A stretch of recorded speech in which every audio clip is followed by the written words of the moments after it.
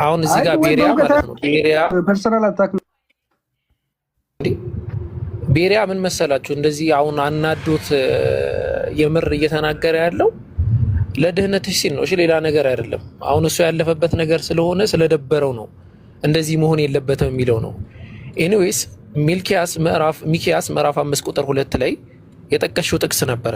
ከዛ ኢተርናል ጄኔሬሽንን ያሳያል ብለሽ ያንን ጥቅስ ጠቅሰሻል። ጥቅሱን እንመለከተዋለን። አንድ ሁለተኛ ኢተርናል ጄኔሬሽን ራሱ ሎጂካሊ የሚያስኬድ ነው ወይ የሚለውን ሁለቱን ነገር እንመለከታለን ማለት ነው። ፍቃደኛ ነሽ ሜሮን? አንድ ደቂቃ አትሊስት ትሰጠኛለህ? አላስወራኝም። አንድ ደቂቃ እንኳን እንደው ማውራት ይችላል። ከዛ ምን ታሪኬ እሰማሃለሁ። ምክንያቱም ትምርት ይበጠብጠኝ ነበረ ነው እንድትሰሚኝ ሳይሆን የምፈልገው እኔ ጋር ቃል በቃል ነው የምናወራው። ኢንሻአላህ አንቺ አሁን አንድ ደቂቃ ውሰጂ። መጀመሪያ ፖይንቴን ላስቀምጥ። አንድ ደቂቃ ስጠኝ። ኦኬ ስጋዊ መወለድ አይደለም ብዬ ኢተርናል ጄኔሬሽንን አመጣው። ዮሐንስ 1:1 አመጣውኝ። ከዛ ደግሞ ዕብራውያን 1:3 ራሱ የባህሪው ምስል ነው ኢየሱስ ክርስቶስ ይላል። ምን ማለት ነው? ይሄ የሚመለከተው ልጁ ከዘላለም ከአብ ጋር ነበረ እያለ ነው። መጀመሪያ የለውም። ኦኬ መውለድ የሚለው ነገር የሚያሳየው መለኮታዊ ግንኙነት ነው ብዬ ሳስረዳው ይጮሃል። በጊዜ ውስጥ የተጀመረ አይደለም ለማለት ነው። ፖይንቴን ያዝልኝ አቡበከር። በጊዜ ውስጥ የተጀመረ አይደለም የሚለውን ነው። ስለዚህ ምን አይነት መወለድ ነው እያልን ስንል እኛ ክርስቲያኖች የምንለው አብ ምንጭ ነው፣ ልጅ ከአብ ይወጣል። ይሄ ደግሞ መንፈሳዊ ትርጉም አለው። ሁለት ኦኬ ፖይንቴ ግን ምን እያልን ነው? በተፈጥሮ ግን አንድ ነው ከአብ ጋር እያልን ነው። ኦኬ እሺ ልክ ብርሃን ቅድም አሳየው። ብርሃን ከፀሐይ እንደሚወጣ ወደዛ ትምጪ። አንድ ደቂቃዬን አልጨረስኩም። አንድ ደቂቃ አልጨረስ። ልክ ስጨርስ ጨርሰሻል በለኝ። አንድ ደቂቃ ኦኬ። ብርሃን ከፀሐይ እንደሚወጡ ፀሐይና ብርሃን ተለያይቶ አይኖሩም አይደል? ግን ተመሳሳይ ተፈጥሮ አላቸው። እንዲሁም ልጅ ከአብ ጋር እንደዚሁ ነው፣ ተፈጥሯቸው ግን አንድ ነው እያልን ነው። ስለዚህ ምንድነው ቢጋትን የሚለው ክሬትድ የሚለውን ትርጉም አይሰጥም። የተወለደ ኦር ደግሞ ቢጋትን የሚለው ከአብ ነው ግን መጀመሪያ የለውም እያለ ነው። ፖይንት ይሄ ነበር። ስላላስጨረሰ ግን የወላ ታይሙ ስታረ ግን ቀጥል አቡበከር። አንዴ ስለሰማኝ አመሰግናለሁ። እንዴ ነው የሚሰማው ቤሪያ? እሺ ሌላ ታዩ ቤሪያን አሁን ያልሽውን ነገር ራስሽ ስክጂው እንመልከትማ። አንድ ጥያቄ ልጠይቅሽ። አስገኝና ተገኝ የሚለያዩት በምንድን ነው ሜሮን?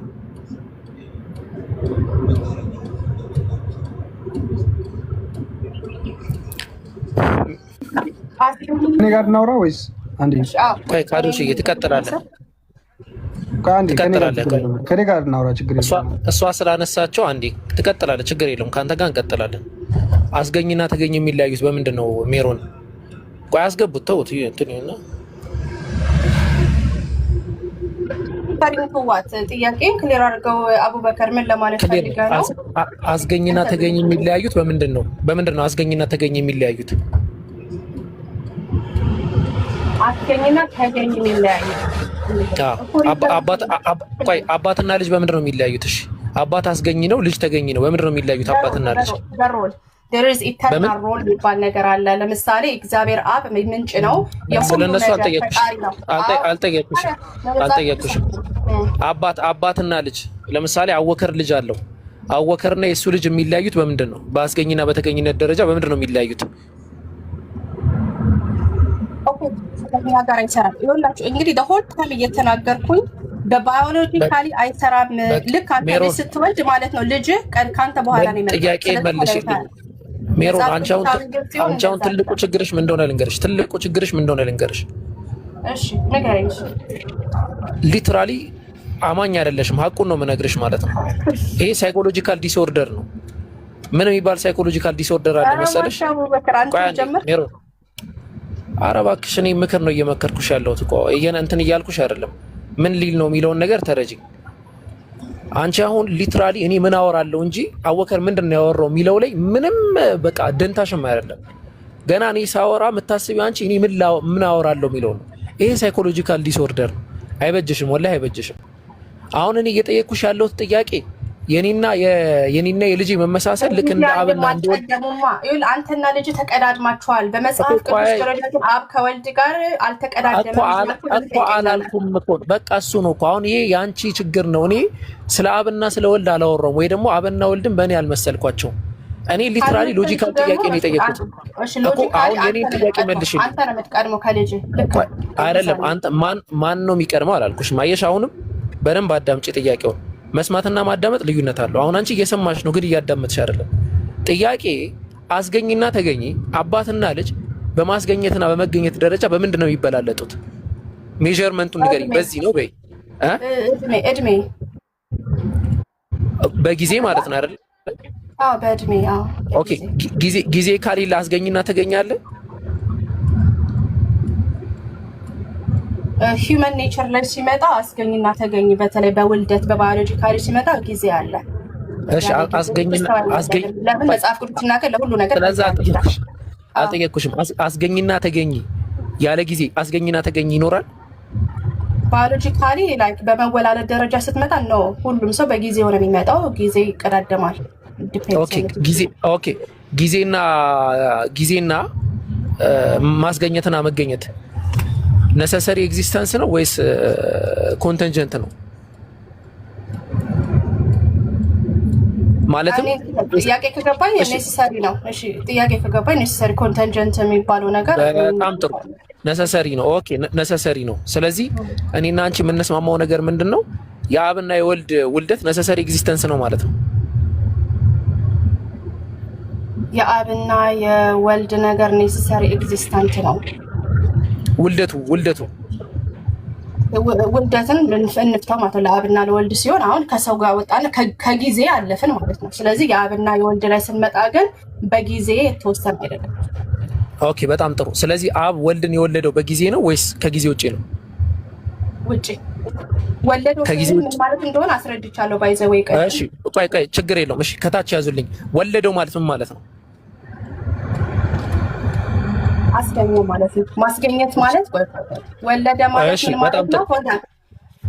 ከአብ ነው የተገኘው፣ ግን መጀመሪያ የለውም። አልጠየቅኩሽም እኮ መጽሐፍ ቅዱሳዊ ነገር ስትጠይቁ ክርስቲያን ነው። በጣም ጥሩ። ቆይ ወለደው ማለት አስገኘው ማለት ስለሆነ ወለደው የሚለውን ቃል ትቼ አስገኘው በሚል መቀጠል እችላለሁ?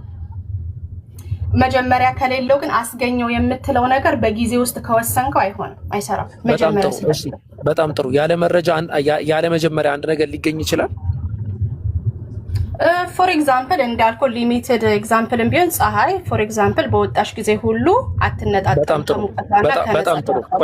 በጣም ጥሩ። የፀሐይ ኤግዚስተንስ ነሰሰሪ ኤግዚስተንስ ነው ኮንተንጀንት ነው? ስለ ምሳሌን ያመጣሁትኝ ፀሐይ ኔሰሰሪ መሆኗንና ስለዚህ ስህተት ነው ማለት ነው። እናመሰግናለን። ስለዚህ አሁን የፀሐይ ምሳሌ ካዶሽ ሚዩት አድርግ። ስለዚህ እሺ አንዴ ሜሮን ቆይ፣ አንቺ ደግሞ ትንሽ አብሰልሲ ቆይ። ካዶሽ አንዴ እንትን ስላለ ስለቸኮለ ጥያቄ አለኝ። እሺ ቆይ አንዴ ደብል ስታንዳርድ ጥያቄ አለኝ። ጠይቃታል ልጠይቅህ። ኧረ እባክህ ያለ ቃል ፍጡር ነው ወይስ ፈጣሪ ነው? ንገረኝ መጀመሪያ። ተፈጠረ ነው ያልተፈጠረ ነው? ቆይ ችግር የለውም። ቆይ ኡስታዝ አንዴ ጊዜ ሞዴሬተር ሁሉ ታደርገኛለህ? አንዴ ሞዴሬተር ልስጥ እንድትቆጣጠር ራስክ። ይሰማል? ምን አድርገኝ? እሺ ኦኬ። ያለ ቃል ቆይ አንዴ ፎሎ አድርገኝ። አንዴ ሞዴሬተር ልስጥክ፣ ፎሎ አድርገኝ። አላረኩም እስካሁን። እሺ ገርሞኛል ወላሂ። እሺ ካዶሽ ያላ ቃል ቆይ ንገረኝ መጀመሪያ። አሁን ቁርአን ያላ ቃል የተፈጠረ ነው ያልተፈጠረ ነው? አይገናኝም ከኛ ጥያቄ ጋር ከይቀር። እንዴት አይገናኝም? እኛም ቃል ነው የምንለው ወልድን በአካላዊ ቃል ከአብ ጋር ትክክል ሆነ ይኖራል። በጣም ጥሩ። ስለዚህ የአላህ ቃል ኦኬ፣ እኛ የአላህ ቃል በምንለው ሴንስ ነው እናንተ ወልድን የአምላክ ቃል የምትሉት? በአካላዊ ቃል ከአምላክ ጋር በቅደም ማለት ትክክል ሆኖ ይኖራል ነው የምንለው። ኦኬ በጣም ጥሩ። እኛ ሙስሊሞች አካላዊ ቃል እናምናለን። አይ ኦፍ ኮርስ እናንተ ቃል በቃል ባትናገሩም በኋላ ለፍርድ አካል ለብሶ እንደሚመጣ ቁርአን ላይ አስቀምጣችኋል። ከፈለክ ላሳይ ይችላል። ኦኬ ቁርአን ላይ እኛ ቆይ ችግር የለውም። ቁርአን ላይ እኛ ሙስሊሞች አካላዊ ቃል ነው ብለን እናምናለን አይደለ? በኋላ ግን አካል ለብሶ ይመጣል። ጎሽ በቃ በጣም ጥሩ። በቃ ይሄንን አሁን ይዘንልሃል። ስለዚህ አሁን ርዕስ በቃ አይታችኋል፣ ሰምተናል እና ደስ ይበልህ አንተም። አሁን ወደ ርዕሱ እንመለሳለን ማለት ነው። ምክንያቱም እኛ አሁን ጋዶሽ እኔ አሁን ለምሳሌ በእድሜም በምንም ምናምን ብትል ልጅ አይደለሁም ከይቅርታ ጋር ማለት ነው። ስለዚህ አሁን እንደዚህ አድርገህ ምናምን እኔ አሁን ርዕስ ብቀይርልህ ማታ አልተኛም፣ ይደብረኛል። እንዴት እንደዚህ ያታለኛል ብዬ ማለት ነው። ስለዚህ ወደ ርዕሱ እንመለስና የፀሐይ ኤግዚስተንስና የአምላክ ኤግዚስተንስ አንድ ነው ብለህ ታምናለህ አንተ? ሜሮን እዛ ጋር ሲጀመር አምላክ ከጊዜው ውጪ ነው ሲጀመር። አሁን በጊዜ የሚገደብ አይደለም።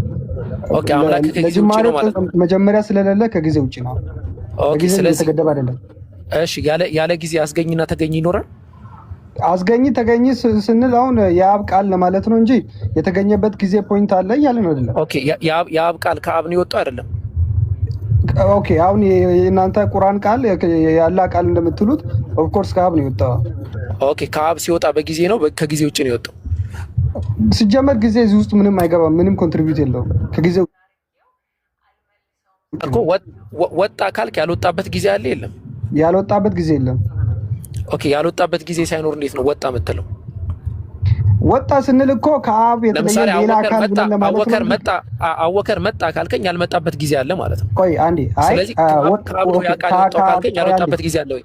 እሺ ከአብ ወጣ ብለን ስንል አየህ ከአብ የተለየ አካል መሆኑን ለማሳየት ነው እንጂ ከአብ ያልወጣበት ጊዜ የለም። ሲጀመርም በጊዜ የተወሰነ አይደለም።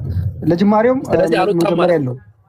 አልወጣም ማለት ነው። አልወጣም ማለት ነው። ያልወጣበት ጊዜ የለም እያልኩ እኮ ነው። ከአብ ወጥቷል አልወጣም? ወጥቷል እያልኩ እኮ ነው። ኦኬ ከአብ ወጣ ማለት ያልወጣበት ጊዜ አለ የለም? መጀመሪያ መልስልኝ፣ የአንተን መልስልኝና ደብል ስታንዳርድ። ቆይ ያልወጣ ጊዜ አለ? ቆይ አንዴ፣ የአንተ ብቻ ጠይቃ። አንተ ብቻ ጠይቃ። አሁን ርዕሱ አንተ ብቻ ጠይቃ። ደብል ስታንዳርድ ለምን አትሆንም? አንተ ብቻ ጠይቃ። ካዶሽ አይሆንማ። ካዶሽ ቆይ ሙግቱን መቋቋም ካልቻልክ ሙግቱን መቋቋም ጠይቀናል። እሷንም ጠይቃታል። ጠይቁን መልስልኝ እኮ እስልምና ላይ እናውራ። አወከር ተውልኝ ካልክ በፍቃደኝነት ወደ እስልምና ይሄዳሉ። ችግር የለውም። አዎ ችግር የለውም። ማውራት አለብን እዚህ ርዕስ ላይ ግን በጣም ጥሩ። ስለዚህ ተውልኝ ብሎ ካዶሽ ኢየሱስ ክርስቶስን አወጣጥ የሚለው ነገር ሊትራሊ ምን እንደሆነ ማብራራት አልችልም ወደሚል መጣ። ስለዚህ እስልምና ላይ ስንት ጥያቄ ላስተናግድ እስልምና ላይ? ኦኬ አይ ችግር የለውም። አሁን የመጀመሪያውን መልስልኝ እኮ ስንት ጥያቄ ላስተናግድ እንድንመለስ ማለት ነው። እሺ ጥያቄ ምንድን ነው? ጠይቅ። ኦኬ ያላ ቃል ፍጡር ነው ወይስ ያልተፈጠረ ነው? ይሄ ጥያቄው ራሱ ስህተት ነው። ለምንድን ስህተት የምትለው ጥያቄ? የተፈጠረ ነው ያልተፈጠረ ነው? አንተ ምንድን ነው ያልከኝ መሰለህ? አንድ ሲደመር አንድ 5 ነው ወይስ 6 ነው አልከኝ። 6ም 5ም አይደለም። እና ምንድን ነው መልሱ? መልስ የለውም ነው? መልሱን እኮ መልሱን ንገረኝ ነው የሚባለው። የሰጠኸኝ መልስ ዲያቶማይዝ አድርገህ ጠየቀኝ። ዲያቶማይዝ ያደረከው ግን ወይ ደግሞ ለሁለት ወጥረህ የሰጠኸኝ ጥያቄ ስውት ነው ሁለቱም ማለት ነው። ፈተና ላይ አንድ ሲደመር አንድ 5 ነው ወይስ 6 ነው ብትባል 5ም 6ም አይደለም፣ የራስህ ምርጫ ትጽፋለህ ማለት ነው። ስለዚህ እኔ የራሴን ምርጫ ሰጥቼ የራሴን ምርጫ ላክብብልህ። የአላህ ሱብሃነሁ ወተዓላ ቃል ማለት የአላህ አትሪቢዩት ነው። እናንተ እንደምትሉት አካላዊ ነገር ወይ ደግሞ የሆነ የተለየ ሳይሆን የአላህ ባህሪ ነው። ስለዚህ የአላህ ባህሪ ነው እስካለን ድረስ ፈጣሪም ፍጡርም አይደለም ማለት ነው። ፈጣሪም ፍጡርም አንለው። ፈጣሪ አላልኩም። የተፈጠረ ነው ወይስ ፈጣሪ አላልኩም። የተፈጠረ ነው ወይስ ያልተፈጠረ ነው ያልኩህ እኔ። ያልተፈጠረን የተፈጠረ ነው የሚለው ፈጣሪና ፍጡር ከሚለው ጋር ይለያያል። በጣም ይለያያል። በጣም ስለዚህ የአላህ ባህሪ ነው። የአምላክ ቃል የተፈጠረ ነው ወይስ ያልተፈጠረ ነው? የአምላክ ቃል የፈጠረ ፈጣሪ አይደለም አልኩ። ሶስቱን ልመልስልህ፣ በደንብ አድርገህ አዳምጠኝ። የተፈጠረ ፍጡርም አይደለም አልኩ። ጥያቄን መልስልኝ መጀመሪያ እኮ። ቆይ አዳምጠኝ እኮ ልመልስልህ ነው። የአምላክ ቃል የአላህ ሱብሃነሁ ወተዓላ ቃል ይህንን አውቄ ነው ያስገነዘብኩ። ልዩነት አለው ስላልከም ማለት ነው። ቴንኪው። የአላህ ቃል የተፈጠረ ፍጡር አይደለም፣ የፈጠረ ፈጣሪ አይደለም። በደንብ አስተውል። የተፈጠረ ፍጡር አይደለም፣ የተፈጠረ ፈጣሪም አይደለም፣ የፈጠረ ፈጣሪም አይደለም።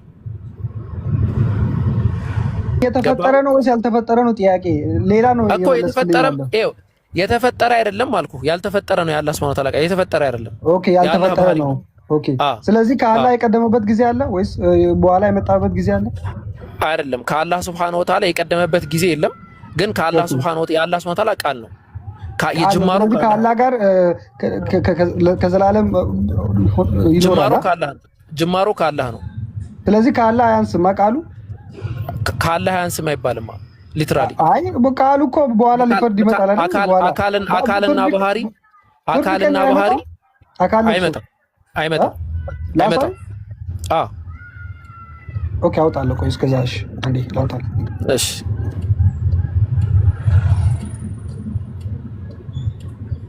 ይሄ ርዕስ ባይዘው የሚገርማችሁ ነብያችን መሐመድ ሰለላሁ ዐለይሂ ወሰለም ከሞቱ ባሉት 300 ዓመታት ላይ እንግባ ኖርማሊ የተብራሩ በጣም የሚገርሙ እንትኖች ናቸው። ኢንሻአላህ በደንብ አድርጋችሁ አዳምጡ። የኛን የእስልምናን ምን ያህል ጥራት ያለው ትምህርት መኖሩንና አሁን እነሱ ጋር ደግሞ ምን ያህል ሊቋቋሙት እንደማይችል ታዩታላችሁ። እሺ ካዶሽ እኔ ላግዝህ በቃ ና ካዶሽ። ዘገባውም እንደሚል ታውቃለህ የአላህ ሱብሓነሁ ወተዓላ አህመድ ኮካ ነገር አምጣ አስመጣላ ነው ቡና አላህ ሱብሓነሁ ወተዓላ ቃል ነገ የቂያማ ቀን ይመጣል የሚል አንድም ማስረጃ የለም። ያለው ግን ምንድነው ከተባለ ተዋቡ ነው ይመጣው ልነግርህ ነው ሐዲሱም ማለት ነው። ሙስነድ አህመድ ላይ በተዘገበው ዘገባ እንዲሁም ለኔ መፈልጋለሁ ማታ ምናርበት ኮካ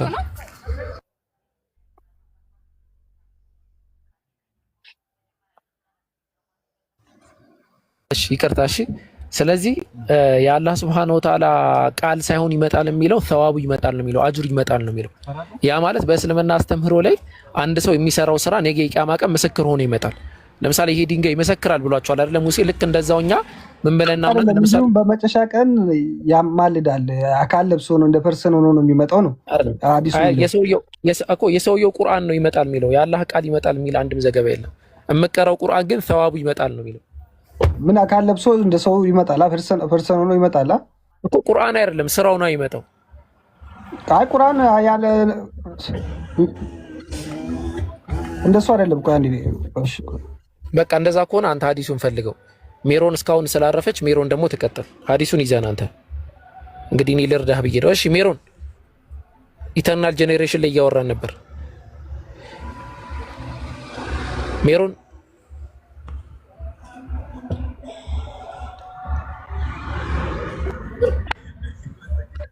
ጨርስ ከሱ ጋር ጥሩ ፖይንት አምጥቷልና ሀሳብ እንዳይቀየር ጠብቀው። አረ ምንም አይቀየርም። ምን ሆነሽ ነው ወይ አላወራም በይ። እኔን በጣም ጣል እያደረግሽኝ ነው እያየሁ ብዙ ጊዜ ማለት ነው። ወይ አላወራም በይኝ በቃ ልተው። አይ ትልቅ ፖይንት ያመጣው ግን የአላህ ቃል እንዳልቀደመ ሁላ ለምንድን ነው ቃል ቀደመ ወይስ ተወለደ ያላችሁት የሚለውን ነው ይገላችኋል። እሱ ሀሳብ ክርስትናን ድምጥዋጡን ነው የሚያወጣው።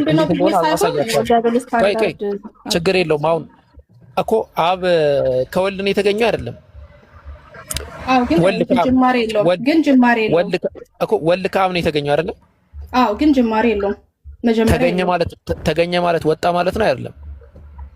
አዎ፣ ወጣ ማለት ግን መጀመሪያ ግን የለውም። በጣም ጥሩ። አንድ ነገር ወጣ ማለት ምን ማለት ነው? ለምሳሌ ካዶሽን አስገቡት። እሺ ካዶሽ ግባ ነው። ለምሳሌ እሺ ተረዳኝ። ለምሳሌ ነው እንግዲህ በሰውንም ስናመጣ ለምሳሌ ነው እንጂ አንድ ምሳሌውን ተይውና አሁን የጠየኩሽ ጥያቄ ላይ አስገቡት። ካዶሽን መልሳችሁ ምሳሌውን ተይውና ሀሳቡ ላይ ትኩረት አድርጊ መጀመሪያ ማለት ነው። ያልኩሽ ነገር ምሳሌ የነገር ማብራሪያ ነው። ለምሳሌ የሆነ ነገር ታብራራልና ማለትም ከአብ ዘንድ ነበር ይላል። ከአብ ዘንድ ነበር ይላል። ሚክያስ 5:2 ላይ ሄድኩኝ ከጥንት ጀምሮ ነው ይላል። ይሄ የሚመጣው መሲህ which is ወልድ ጥንት ለሚለው የመጣው ጥንት ለሚለው የገባው የዕብራይስጥ ቃል አንተ ለማምጣት ያለብህ ያንተ ዴፊኒሽን ታመስበለ። ቆይ ጥሩ ጥንት ለሚለው የገባው የሂብሩ ቃል ምን የሚል ነው?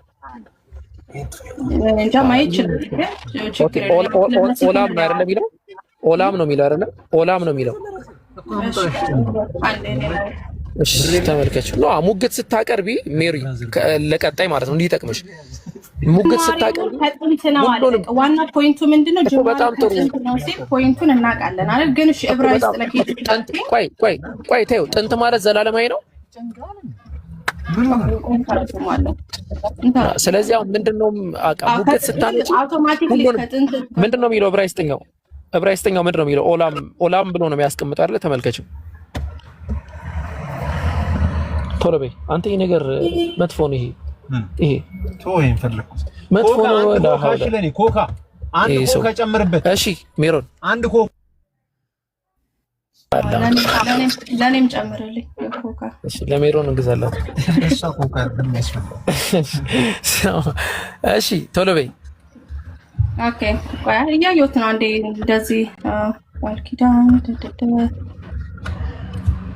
አይሽ ችግርሽ እኮ ነው። በቃ ተዘጋጅተሽ አመጣው። ቆይ እኔ የዕብራይስጥ ተማሪ አይደለሁም። ምን ማለት ነው?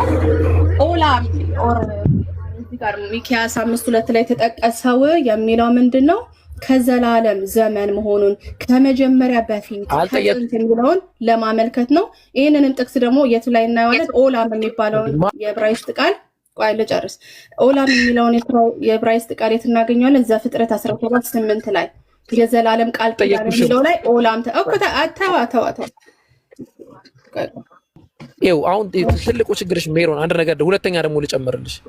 ምንም የማታውቂው ርዕስ ተነስቶ ዝም ብለሽ ታወሪያለሽ። አሁን ምን እንደሆነ ማታውቂው አንድ ብቻ ተረጉሞ አላልኩሽም አንተ ባልክበት እኮ እንደዛ አላልኩሽም። አንቺ ኦላም ማለት ዘላለም ኦላም ነው የሚጠቀመው ወይ ነው ያልኩሽ። አዎ አልሽ አይደለ? ስለዚህ ወደ ሁለተኛው ልሂድ። ኦላም የሚለው ቃል ነሰሰሪ ዘላለማዊነትን ነው የሚያሳየው? not always። ኦኬ በጣም ጥሩ። ስለዚህ በዚህ ጥቅስ ላይ የገባው ኦላም ዘላለማዊነትን ያሳያል? አዎ ከመጀመሪያ ጀምሮ ከጥንት ጀምሮ ነው የሚለው። ኦኬ ማስረጃ ኦላም የሚለው ቃል እዚህ ጋር ቆይ ኦላም የሚለው ቃል ዘላለማዊነትን እንደሚያሳይ ማስረጃ ስጪኝ። እሺ ምንድነው የሚለው ዕብራይስጥ ቃል? ለምሳሌ እኔ ላሳይሽ። አንደኛ ሳሙኤል ምዕራፍ 1 ቁጥር 22 ላይ ሐና ግን አልወጣችም። ቆይ አድምጪኝማ። አንደኛ ሳሙኤል ምዕራፍ 1 ቁጥር 22 ላይ ሐና ግን አልወጣችም። ባሏ ሕፃኑን ጡት እስኪተው ድረስ እቀመጣለሁ፣ ከዚያም በኋላ በእግዚአብሔር ፊት ይታይ ዘንድ በዚያ ለዘላለም ይሆን ዘንድ እመጣለሁ አላቸዋል። በዚያ ለዘላለም ሆነ የሚለው ሳሙኤል በእግዚአብሔር ፊት ለዘላለም ቆይቷል? ኦላም ነው የሚለው ተመሳሳይ ነው ሙግቱ። ጥሩ ግን እኛ ኦላምን ብቻ ሳይሆን እያየን ያለ ነው ሚሜ ኦላም ነው የሚለው። ሚሜ ኦላም ደግሞ ከዘላለም ዘመን ነው የሚለው። አለቀ። ምን የሚለው ቃል አልሽ? አይ ሜሮን ምን የሚለው ቃል ተደረክ? ምን የሚለው ቃል ሚም ነው ያልሽው? ሚሜ ኦላም ምን ያሳያል? ከዘላለም ዘመን ማለት ነው። አለቀ። ኦኬ ሚሜ ኦላም የሚለው ቃል ምን ነው የሚያሳየው? ከዘላለም ዘመንን ዘላለማዊነትን ያሳያል። ኦኬ ሚክያስ ምዕራፍ 7 ቁጥር 14ን ክፈች። ስለዚህ ኦላም የሚለውን ቃል ማለት ነው። ኧረ እባክሽ በማታውቂው ነገር ምን ሆነሽ ነው? በማውቀው ነገር ነው የምነግርህ። ኦላም የሚለው ብቻውን ቃሉን ራሱ በወስዶ በመጽሐፍ ቅዱስ አፈታት መሰረት መዝሙረ ዳዊት 92 ላይ ኦላም የሚለውን ነገር ይጠቀማል። ምን ለሚለው ከዘላለም እስከ ዘላለም አንተ እግዚአብሔር ነህ የሚለው ላይ ኦላምን ይጠቀማል። ስለዚህ ማለት ነው ስለ መሲሁ ሲናገርም ይሄንን የተናገረው እኮ እኔ ያቀረብኩልሽ ሙግት ነሰሰሪ ያ እንደሆነ ማስረጃ ስጭኝ ብዬ እኮ ጠቀስኩልሽ። አንደኛ ሳሙኤል ምዕራፍ 1 ቁጥር 22 ከጥንት ነው ይላል። መምጣቱ ከጥንት ነው አለ። በቃ እኮ አንደኛ ሳሙኤል ምዕራፍ 1 ቁጥር 22 ላይም ተመሳሳይ ነው የሚጠቀመው ቃል አልኩሽ። ከፈለግሽ ዘጸአት ምዕራፍ 21 ቁጥር 6ን መመልከት ትችያለሽ። ስለ ባሪያ ሲናገር ለዘላለም ባሪያ ይሆነዋል ይላል። ባሪያው ለዘላለም ነው ለሰውየው ባሪያ የሚሆነው? እንደ ኮንቴክስት ነው የሚፈታው፣ እንደ አውድ ነው የሚፈታው። በጣም ጥሩ። አሁን ጥሩ መጣሽልኝ። ቆይ ስለዚህ አሁን አውዱን ነው የምናየው ማለት ነው። አውድ ብቻ ሳይሆን ሚሜ ኦላም የተባለውን የዕብራይስጥ ቃል አያይዘህ ነው የምትናገረው። ሚክያስ 5:2 እንደዛ ስለሚል ማለት ነው። ኦኬ ሚሜ ማለት ምን ማለት ነው? ሚሜ አይደለም ሚሜ ነው የሚለው ምን ማለት ነው? ከዘላለም ዘመን ማለት ነው። ከዘላለም ጥንት ከዘላለም ዘመን ነው። ከዘላለም ማለት ነው እኮ ከዘላለም ነው ወይስ ከዘላለም ዘመን ነው? ግን ቆይ እሺ ፖይንት ምንድነው ነው? ፖይንት ይሄ መሲሁ የሚመጣው ከጥንት ዘመን ነው ብሎ ተናገረ። ምን ለማለት ፈልጎ ነው እኮ ለነገርሽ ነው። አድምጪኝማ ሚልኪያስ ምዕራፍ 7 ቁጥር 14 ላይ በቀርሜሎስ መካከል ባለው ዱር ብቻውን የተቀመጡት ሰዎችህን የርስትህን በጎችህን በበትርህ አግድ፣ እንደ ቀድሞውም ዘመን በባሰንና በገልአድ ይሰማሩ ይላል። እንደ ቀድሞ ዘመን የሚለው የሚጠቀመው የዕብራይስጥ ቃል ምንድነው ታውቂያለሽ? እያንዳንዱ ጋር እየሄደን የዕብራይስጥ ተመሳሳይ ራሱን ከሄድ እንግዲህ እያንዳንዱን አውድ እያየን እየፈታን አጠገቡት ያሉትንም የዕብራይስጥ ቃሎች እያነበብን ነው እንጂ የምንረዳው ዝም ብለን ብቻ ኦላም ብሎ ነው የሚያስቀምጠው። ራሱን ነው የሚያስቀምጠው። ልክ መጀመሪያ ጥቅስ ላይ እንዳለው ነው የሚያስቀምጠው። ይሄንን አንዴ ፍችልን እስቲ። ከዛ ይበቃሻል። አይ ቲንክ አይተሽው ትመጫለሽ። እንትና ካዶሽን አስገቡልኝ። ካዶሽ አንላቀቅም ካሁን በኋላ እሺ። አው ከሜሮን ጋር ሲወራ በእንትን ነው። እሺ ካሁን በኋላ ሊትራሊ በቃ ትንሽ የሆነ ነገር ከተባለሽ በኋላ ይበቃታል። አብሰልስለው እንድመጣ ማድረግ ነው። ያለ በዚያ ምን የምታረገው ምን አምጣብለው ሄዶ ነው? ቆይ ምን አምጣብለው ነው? የሐዲሱን በማውራት አልፈለገችም ማለት ነው። ጨርሻለሁ እኮ እኛ እኮ ጨረስን። ሰላም በያቸው። 540 ምናምን ሰዎች አሉ። ሰላም በያቸውና ይበቃሻል። ሌላ ክርስቲያን ይግባ። በቃ አይ ቲንክ ጨርሰሻል። ኡስታዝ ካዱሽ ከታች የለም። ያው ገና እየፈለገ እየመጣ ይመስላል። ሌላ ጊዜ እንትን ሲል ንገሪኝ። ባለፈው እኔ ከኡስታዝ ወሂድ ጋር የሆነ ቤት ላይ ሲያወራ ና ካዱሽ የሆነ ቤት ላይ ሲያወራ ፈርቶኛል ወሂድ ምናምን ብሎ ከዛ በኋላ በእኛ ፊት ደግሞ አላልኩም ምናምን ሲል ነበረ እና እንደ ድንገት ልክ ከዛ ላይ ልክ ስወጣ ወሂድ ፈርቶኛል የሚለውን ሪከርድ እያየሁት ነበር እና አስገቡት። እንደዚህ ፖይንት እያነሳ መሮጥ አዋጭ አይደለም። አሁን ሲገባ አይቼዋለሁ። ካዶሽ ናገባ እንዴ ስሚስ ወአለይኩም ሰላም። ወላሂ ስልክ እያዩ አይደለም መኪና ውስጥ ነበርኩኝ። ሀቢቢ እንዴት ነህ? ቀጥል ሀቢቢ። አብሽር። አይ እዚህ የተነሳው ፖይንት ላይ ኢተርናል ጄኔሬሽን ላይ ያው ስለወጣች ነው እንጂ ሌላም ክርስቲያን ካሉ እንትን ይበሉ። ግን አቡኪ ኢተርናል ጄኔሬሽን ላይ ሊቀርፍላቸው የሚችለው አትሊስት የታይም ፋክተሩን ነው እንጂ ዲፔንደንሲውን እንዴት ነው ሊቀርፍላቸው የሚችሉት? በምን አስበው ኢተርናል ጄኔሬሽን እያሉ ሲያነሱ ከታይም አንፃር ኦኬ ታይሙን አልተቀዳደሙም የሚለውን ነገር ለማንሳት ነው ኢተርናል ጄኔሬሽን እያሉ ቅድመ ዓለም ብሎ የሚያነሱት። ግን ስቲል ዲፔንደንት ነው። ዲፔንደንሲውን በምንድን ነው የሚያብራሩት? ይሄን ነገር በጠይቃት ደስ ይለኝ ነበር። አንደኛ እሱ፣ ሁለተኛ ደግሞ ወልድ ነው የተወለደው ከአብ ካለች ምኑ ነው የተወለደው የሚለው ሁለት ጥያቄዎች ነበሩኝ። ወገን አለ መሰለኝ እስሚ ዛውራ ሀቢቢ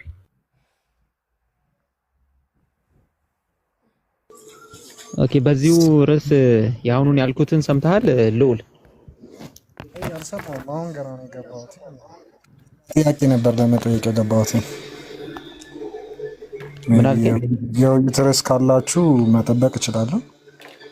አጋጣሚ ሁሱ ላይቭ ሪከርድ አይቼ እሷን ጥያቄ ግልጽ እንድታደርጉልኝ ነበረ።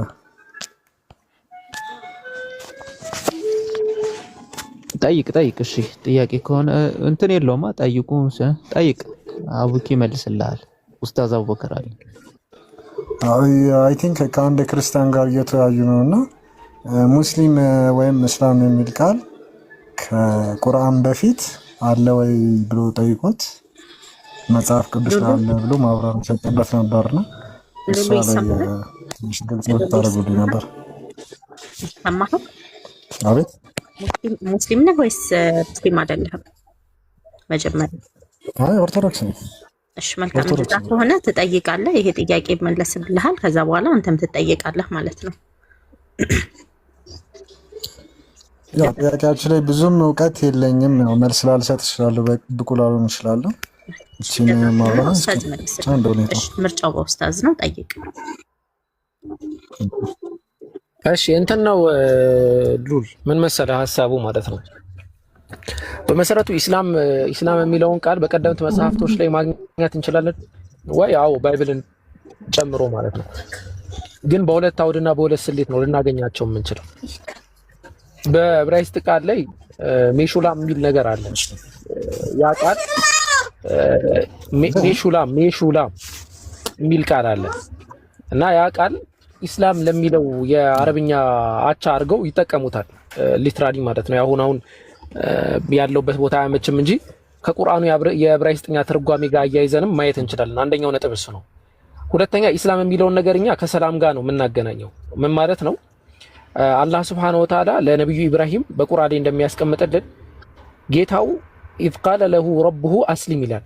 ታዛዡን ወይም ደግሞ ለአምላክህ ፍጹም ሁን ባለው ጊዜ አስታውስ። ቃለ አስለምቱ ሊረቢል ዓለሚን ይላል። እኔ ለጌታዬ ፍጹም ታዛዥ ሆንኩኝ ብሎ ያስቀምጣል ማለት ነው። እና ኢስላም ብሎ ማለት ራሱ ፍጹምና ነው። ለአንድ አምላክ ለአላህ Subhanahu Wa Ta'ala ፍጹም መሆን ማለት ነው። እና ተመልክተህ ከሆነ በዘፍጥረት ላይ አምላክ ለአብርሃም አንድ ትእዛዝ ያዘዋል። ፍጹም ሁን ብሎ ትእዛዝ ያዘዋል። ማብራት አጥፋያለህ ነው። ፍጹም ሁን ብሎ ትእዛዝ ያዘዋል አምላክ ማለት ነው። እና ከዛ ጋር አገናኝተን እንመለከተዋለን። አንድ ሁለተኛ ከአምላክ ጋር ሰላም መሆኛ መንገድ ነው። ልክ ኢዮብ ምዕራፍ 22 ቁጥር 21 ላይ ምን ይላል? ከአምላክ ሁን ይላል። ታዝረሽ ስትሆን ማለት ነው። ሰሚት ቱ ጋድ ብሎ ያስቀምጠዋል። የብራውን ድራይቨር ብሪንክስ የሶስቱ ትላልቅ ምሁራኖች ትርጓሜ ላይ እንደዛ ብለው ያስቀምጡታል ማለት ነው። የሂብሩ አረማይክ ሌክሲከን ምናምን እንደዛ የሚል መጽሐፉ ማለት ነው። እዛ መጽሐፍ ላይ እንደዛ ብለው ያስቀምጡታል። አዎ ያንን ሐሳብ እኛ ከእስልምና ኢስላም ከሚለው ሐሳብ ጋር ተያያዥ ነው ብለን እናምናለን። አሁን ሙግቱን ቀለል አድርገን ወይም ደግሞ ጠበብ አድርገን ስንመለከተው ኢስላም የሚለው ነገር ምንድነው የሚለው መረዳት ይቀድማል በመሰረቱ ማለት ነው። ቀደምት ነቢያቶች በሙሉ ሙስሊም ነበሩ ብለን እናምናለን። የሰበኩትም እስልምና ነው ብለን እናምናለን። በምን አውድ ነው ሲባል ሊትራሊ እነዛ አካላቶች ያንን ቃል ሊትራሊ ተጠቅመውታል ላይሆን ይችላል፣ ግን ሐሳቡ ሙሉ በሙሉ ሰብከውታል ብለን ኖረውታል ብለንም ነው የምናምነው። ገብቷል? አሁን ቀደም እንዳልኩ ፍጹምና ብዬ አስቀምጬላለሁ። አብርሃም ፍጹም ሁን ተብሏል። ፍጹም ሆኗል አብርሃም። አሁን በሱ አውድ ከሆነ እኔም እንትን ላልል እችላለሁ ማለት ያው ላልከራከረ እችላለሁ በአውዱ ከሆነ ማለት ነው። ግን ቀጥታ ላይቭ ላይ እየሰማሁትኝ ሁሱስ የነበረው ቃሉ ነበር ነው የሚለው ማለት አሁን ሙስሊም የሚለው ቃል ወይም እስላም የሚለው ቃል የሚታመነው ቁርአን ከወረደ በኋላ እንደመጣ ነው አይደለ? ነገር ግን እሱ ሲያስረዳ የሰማሁት ለአንዱ ቃሉ ነበረ ከቁርአን በፊት ነበር ብሎ ነው ያስረዳው።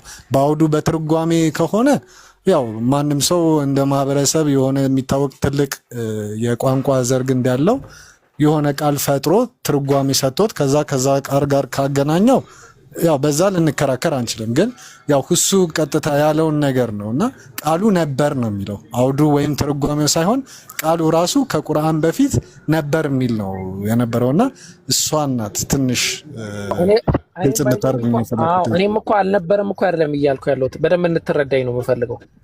በምን አውድና በምን ሴንስ ነው የሚለውን እንመለከተዋለን አልኩ። አሁን አንዱን ጠቀስኩልህ ለምሳሌ ኢስላም ማለት ነው ሰሚቱ ጋር ነው ብላ ያስቀምጠዋል ብራውን ድራይቭ ብሪንክስ ላይ ማለት ነው ሊትራሊ ማለት ነው። ኢስላም የሚለውን ቃል ኢስላም ማለት ነው ብላ ያስቀምጠዋል።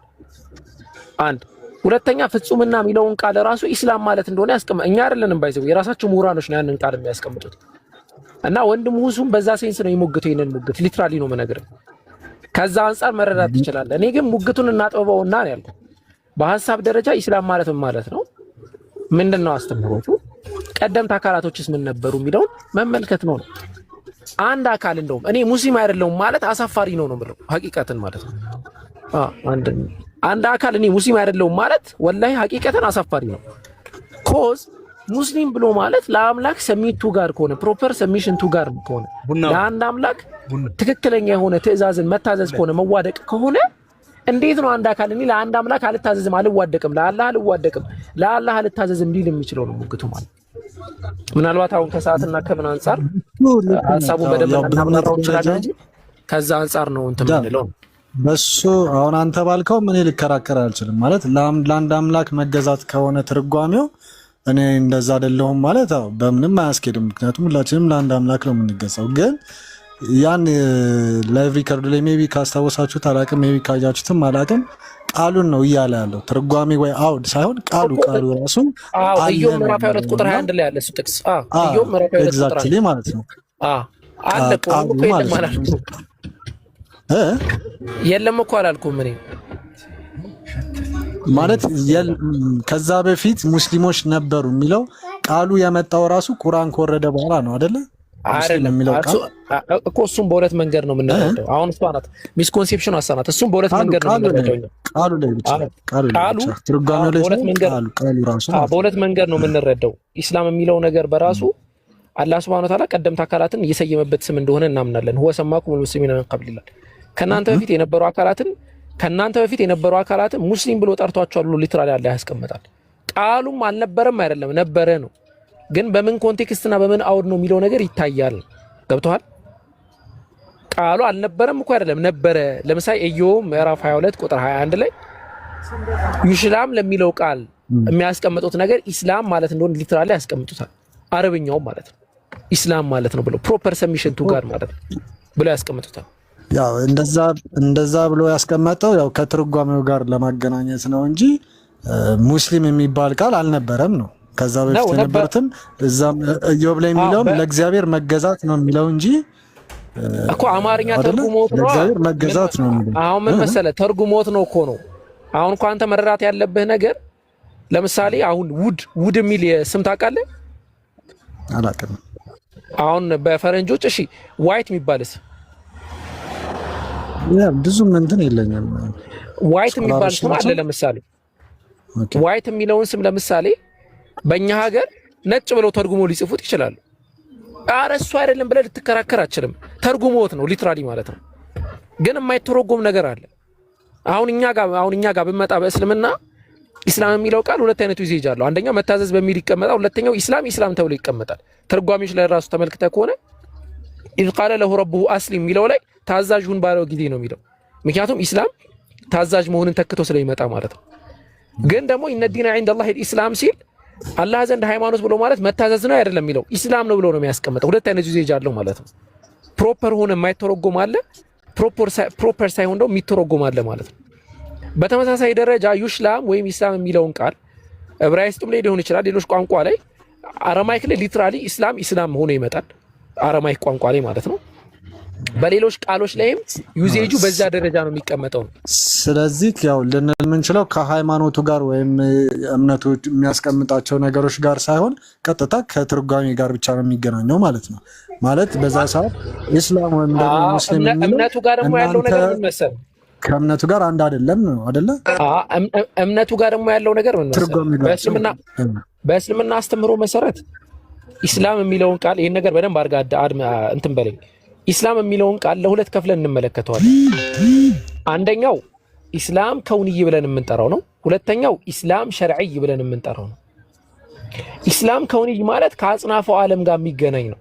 ለምሳሌ አሁን መሽቷል፣ ከዛ ደግሞ ይነጋል፣ ረሃብ ይመጣል፣ ሞት ይመጣል እና ሁሉም አካል ለሞት ለረሃብ ከውንይ ለሆነው ወይ ደግሞ አጽናፈ ዓለም ላይ ለሚተገበሩ ተግባራቶች ታዛዥ ነው። አንተም ታዛዥ ነህ፣ እኔም ታዛዥ ነኝ። በዛ አውድና በዛ ምህፃር ስንመለከተው እኔም አንተ ሙስሊም ተብለን እንጠራለን። ከውንይ ነው ይሄ። በደንብ አድርጋ አስተውል። ከውንይ ተብሎ ይጠራል። አንድ ሁለተኛው ደግሞ ሸርዒይ ብለን የምንጠራዋለን። ሸርዒይ ደግሞ ማለት ነው ሃይማኖታዊ ድንጋጌ ጋር የተገናኘ ማለት ነው። ሸርዒይ ደግሞ የሚለውንም አሁን ለሁለት ከፍለን እንመለከተዋለን። ኻስ እና ዓም ብለን የምንጠራው ማለት ነው። ኻስ ማለት በአረብኛ ቋንቋ ለስፔሲፊክ ለሆነ ነገር የመጣ ማለት ነው። ዓም ደግሞ ማለት ጄኔራል የሆነ ነገር ማለት ነው። በጄኔራሉ ነቢያቶች በሙሉ ሙስሊም ናቸው ብለን እናስቀምጣለን። አደም ሙስሊም ነበረ፣ ኑህ ሙስሊም ነበረ፣ እነ ሺዝ ሙስሊም ነበሩ። ከዛም በኋላ የመጡ ነቢያቶች ኢድሪስን ሁሉም ሙስሊም ነበሩ ብለን እናምናለን። ዓም ደግሞ ብለን የምንጠራው ደግሞ አሁን እኛ ያለንበትን ነው። እኛ ያለንበትን ዓም ብለን እንጠራዋለን። ምክንያቱም አምላክ ሁለት አይነት ነገር ያስቀምጣል። ያው ምናልባት ሊረዝምብህ ይችላል። ሪከርድ ምናምን አግኝተህ ሰፋ አድርገህ ታዳምጠዋለህ። በደንብ ይሄን ፖይንት እንድትይዘው ስለመፈልግ ነው። አምላክ በመጀመሪያ የአብርሃምን ዘር ሲባርክ ዘርህን እባርካለሁ ብሏል። ለትውልድህም አምላክ እሆናለሁ ብሏል። ለልጆችህ በሙሉ ለዘርህ አምላክ እሆናለሁ ብሏል። ለእስማኤልም ለይስሐቅም ማለት ነው። ዘን ግን ለይስሐቅ ስፔሲፊክ የሆነ ቃል ኪዳን ገብቶለታል። ስፔሲፊክ የሆነ ቃል ኪዳን ዘፍጥረት ምዕራፍ 17 ላይ ይሄን ሙስሊሞች እንቀበላለን። አላህም ቃል ኪዳን እንደገባላቸው ያስቀምጥልናል። ስፔሲፊክ ቃል ኪዳን ማለት ነው። ኢስሐቅ የገባለት ኢስማኤል ያሌለው ስፔሲፊክ ቃል ኪዳን አለ። ድጋሚ ነው ብዬ ሲል ያለበት ልቀጥል። ኦኬ ኢምራን ሰላም አለይኩም ወራህመቱላሂ ወበረካቱ። ይሄን ፖይንት ልጨርስና ትቀጥላላችሁ እናንተ። ስፔሲፊክ የሆነ ቃል ኪዳን ገብቷል አምላክ ማለት ነው። ሚውቴን አንስታለሁ። አለይኩም ሰላም በልና ሚውት አድርግ። ልቀጥል ሐቢቢ። እንዴት ነው? ሰላም ነው? እኔማ ከማቋረጥ ብዬ አልሐምዱሊላህ። አየሽ ጀዛከላ። እና እንዳልኩ ስፔሲፊክ የሆነ ቃል ኪዳን ገብቷል ለኢስሐቅ ማለት ነው አምላክ። ለእስማኤልም የገባለት ቃል ኪዳን አለ፣ የግዝረት ቃል ኪዳን ማለት ነው። ከዛ እንዴት ነው ፖይንቱ የምታገናኝልኝ አወከር? ለምንድን ነው ይህንን የምንነግረኝ ካልከኝ ያ ስፔሲፊክ የሆነ ቃል ኪዳን የሚቀማበት ቦታ አለ። በምን ሰዓት አላህ ቁርአን ላይ እንዳስቀመጠው። ነገር ግን እነዛ ፋሲቅ የሆኑ በዳይ የሆኑ አካላቶች ቃል ኪዳኔ ከነሱ ጋር ለዘላለም አይሆንም ብሎ አስቀምጧል። ስለዚህ እኛ እስልምና ኢስላም ብለን የምንጠራው ኻሱ ከእስራኤል ነገድ ያ ቃል ኪዳን ተነጥቆ ወደ ሙስሊሙ ማህበረሰብ የተወረወረበት ነው ብለን ነው የምናምነው። እናንተ ኢየሩሳሌም ብሎ ኢየሱስ ክርስቶስም ስለ ኦርሻሊም ሲናገር ከናንተ የነቢያት ምናምን ነገር ተወርሶ ሌላ ህዝብ ይሰጣል ብሎ እንደተናገረው የተሰጠበትን ኻስ ብለን እንጠራዋለን። ሊትራሊ ደግሞ ሁሉም አንድ አምላክ አላህን የማምለክ ሂደት የነበረበትን ደግሞ አም ወይ ደግሞ ጠቅላይ ወይም ጀነራል ብለን ደግሞ እንጠራዋለን ማለት ነው። ስለዚህ ከዛ ሀሳብ አንጻር ነው አይ ቲንክ እኔ ብዙም ለማውራትም እንትን አይደለሁም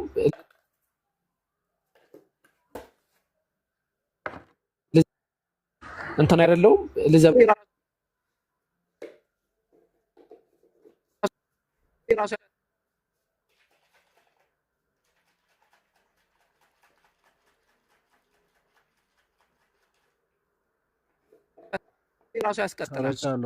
አሳየን ሲል እሱ የፈለገው አሁን እናንተ የምትከተሉትን አሳየን ሲል እሱ የፈለገው አሁን እናንተ የምትከተሉትን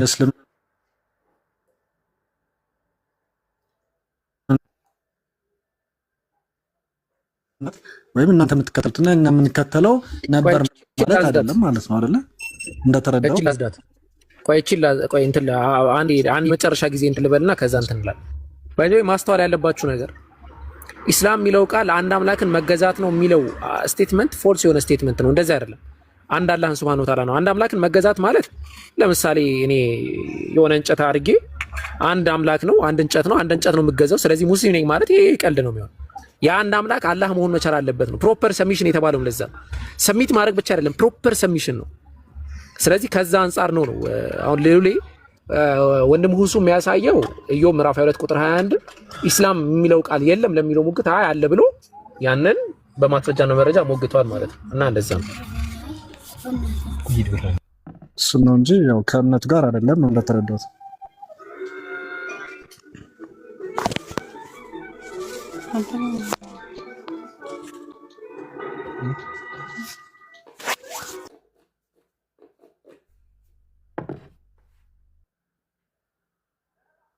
ቀጥሉ። አይ እኔ መሀል ላይ ስለገባው ስለምንም እያወራችሁ እንደሆነ አላውቅምና እስቲ ጥያቄ ነው ምንድነው? ዝም ብዬ ከማንቦጫ አድርገን ገሩ ኦኬ ልድገምልህ አንተ።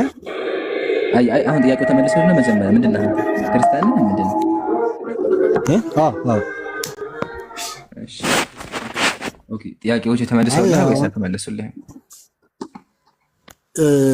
የተመለሰልኝ ይመስለኛል፣ ግን ትክክል እንደተመለሰልኝ ሀሳቤ ልንገርህና ነው አይደለም የሚለው ኪብሩ አዲስ ሀሳብ ላይ ብታወር ይሻላል። ያው እሱም ልጁም እንዲጠቀም ሌላውም ሰው እንዲጠቀም ይሄንን ሀሳብ አብሰልስለውና ሌላ ጊዜ ደግሞ እናየዋለን በደንብ ማለት ነው። ምናልባት የተዘራረቀ ምናምን ነገር ካለ ደግሞ ሌላ ጊዜ በደንብ እናያለን። ሌላ ጥያቄ ካለ አቢቢ ጠይቀው።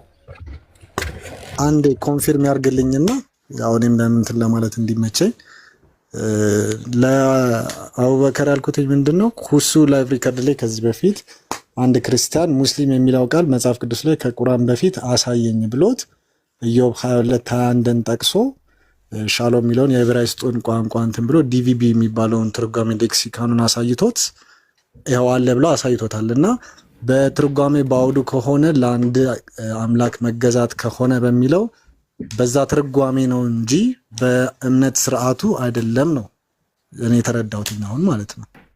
ማለት እዛ ላይ የነበረው ትክክል ያልኩበትም አለ። ሐሳቡ አሁን የተነገርካቸው ሐሳቦች ሁለት ሐሳቦችን ይዛሉ። ትክክል የሆነ ሐሳብና ፎልስ የሆነ ሐሳብ አለ። ፎልስ የሆነ ሐሳብ የሆነ ሌላ መመሪያ ስትል ዝም ብሎ ያመጡት መመሪያ አይደለም። እምነቱን ለማለት ፈልጌ ነው። እምነታችንን ለማለት ፈልጌ ነው። እምነቱን ለማለት ፈልጌ ነው። እምነቱ መቀየርም ሁሉም በአንድ አምላክ ነው የሚያምኑት። እምነቱ አይቀየርም። ነቢያት በሙሉ በአንድ አምላክ ነው የሚያምኑት። እምነቱ አይቀየርም። የሚቀየረው ህጋትና መመሪያው ነው። መመሪያው ይቀያየራል። ለዛ ነው ቁርአን ላይ አላህ ለኩሊን ጀዐልና ሚንኩም ሽርዓተ ወሚንሃጃ ለሁላችሁም ህግና መመሪያ ሰጠናችኋል። አላህ ለሁሉም ህዝቦች መመሪያ ሰጥቷቸዋል። ለእስራኤል ህዝቦች ኦሪት መጣ። ከኦሪት ቀጥሎ ወንጌል መጣ። እንዲሁም ደግሞ በዘመናት መጨረሻ ኃያሉ አምላክ ፉርቃንን መጣ፣ ቁርአን መጣ እና ህጎች ይለያያሉ፣ ግን እምነቱ አንድ ነው። እሱ ምንድነው? አን የዕቡዱላህ ወህደህ አላህን ብቻ ማምለክ ነው። ይሄ መቼም አይቀየርም። ኦኬ ስቲል ያው ተመሳሳይ ነገር ነው ይመስለኛል ያልከኝ። ያው ህግጋቱ ነው የሚቀየረው እንጂ በእምነት ደረጃ ለአንድ አምላክ መገዛት ነው አለቀ። ትርጓሜው አይደለ? አዎ እንጂ ከእምነቱ ጋር ማለት ከህግጋቶቹ ጋር እስልምና ላይ ያሉት ህግጋቶች እና እኛ ጋር ያሉት ህግጋቶች ጋር ከዛ ጋር የሚገናኝ ነገር አይደለም። ጀስት ከቃላቱ አንድ ስር ስለሆነ በሙሴ ጊዜ የነበሩት ህግጋቶች በሚል አስተካክለው፣ አሁን ያለው ህግና በሙሴ ጊዜ ያለው ህግ በሚል አስተካክለው። አላህ ለሙሴ ህግ ሰጥቶታል። ህጉ ደግሞ የእስራኤሎች መመሪያ ነበረ። እንዲሁም ደግሞ ለእኛ መመሪያ ሰጥቶናል። እሱም ደግሞ ቁርአን ነው። ሁሉም ከአላህ ናቸው፣ ግን ደግሞ ለተለያዩ የተሰጡ ናቸው። የመጨረሻ ህግ ደግሞ ቁርአን ነው። ያው ስቲል በዛ ሳይሆን ብቻ አሁን በአውዱ ነው አንድ ሊሆን የሚችለው። መጽሐፍ ቅዱስ ላይም ተገልጿል ብሎ ኢዮብ 22:21 የገለጸው ለአንድ አምላክ መገዛት በሚለው ነው ሌላ አይደለም አይደለ? ይሄው ስሙት ደግሞ ሴሜቲክ አንድ አይነት ሴሜቲክ ስሮች ስለሆኑ ያቺኛውን ቃላት ትርጓሜን ለማሳየት ይመስለኛል። እሺ ብራዘር፣ ነገሮች ሲደጋገሙ ይሰለቻሉ። እሱ ቅድም ገልጾልሃል። አቡኪ እየሞገተ ያለው ቃሉ ራሱ አለ ነው። ትክክል ነው። በማስረጃም ከፍቶ አሳይቷል። ሙስሊም እንደሚል ሌክሲካል ላይ ባይብል ሀብ ላይ አውጥቶ አሳይቷል። ሙስሊም የሚለው ቃል እንዳለ ማለት ነው። ኢዮብ ላይ ሙግቱ ሙስሊም የሚለው ቃል አለም ነው። ገባህ? ቃሉ ብቻ ማለት ነው። አለቀ። ቃሉ እምነቱም ደግሞ አሰድተናል። መጽሐፍ ቅዱስ ላይ ዘዳግም 6:4 ላይ ሽማ እስራኤል አዶናይ ኤሎሄኑ አዶናይ ኢኻድ ይላል። እስራኤሎች ስም አምላካችን ያህዌ አንድ ነው ይላል። ያው ያህዌ የሚለው ስም እንተውና እስራኤሎችም ሙሴም የሰበከው አንድ አምላክ ነው። ቁርአን ላይ ብትመጣ ነቢያት ሲናገሩ የነበሩ አን ኢዕቡዱላህ ወህደ አላህን ብቻ አምልኩ ሲናገሩ የነበሩት። ስለዚህ በዚህ ይመታል።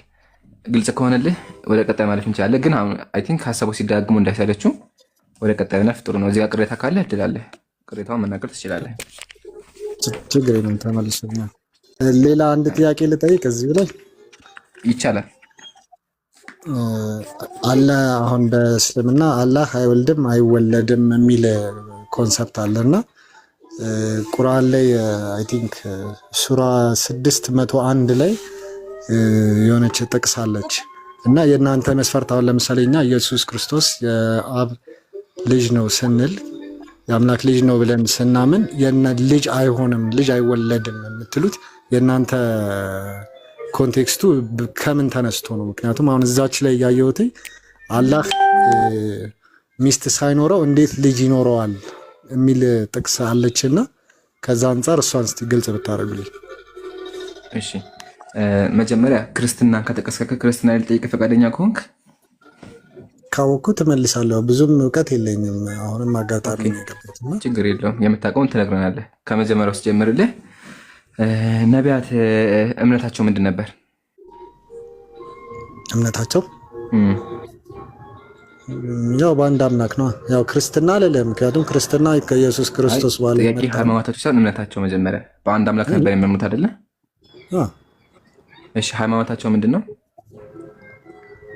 እኔ እንጃ ማለት አሁን ሃይማኖታቸው ምንድን ነው ስትለኝ ምን እንድመልስ ነው? ክርስቲያን ናቸው? ኦርቶዶክስ ናቸው? እንደዚህ አይነት መልስ ነው ወይስ? ኦርቶዶክስን ኢትዮጵያ ውስጥ ያለ ነው። ኦርቶዶክስ ናውጣውና ያው በእምነት ደረጃ ኦርቶዶክስ ከጊዜ በኋላ የመጣ ነው። ግን እምነታቸው ምንድን ጄዎች ናቸው? ጣዖት አምላኪ ናቸው? ምንድን ናቸው? ባቢሉ ምንድን ናቸው? ንገረኝ።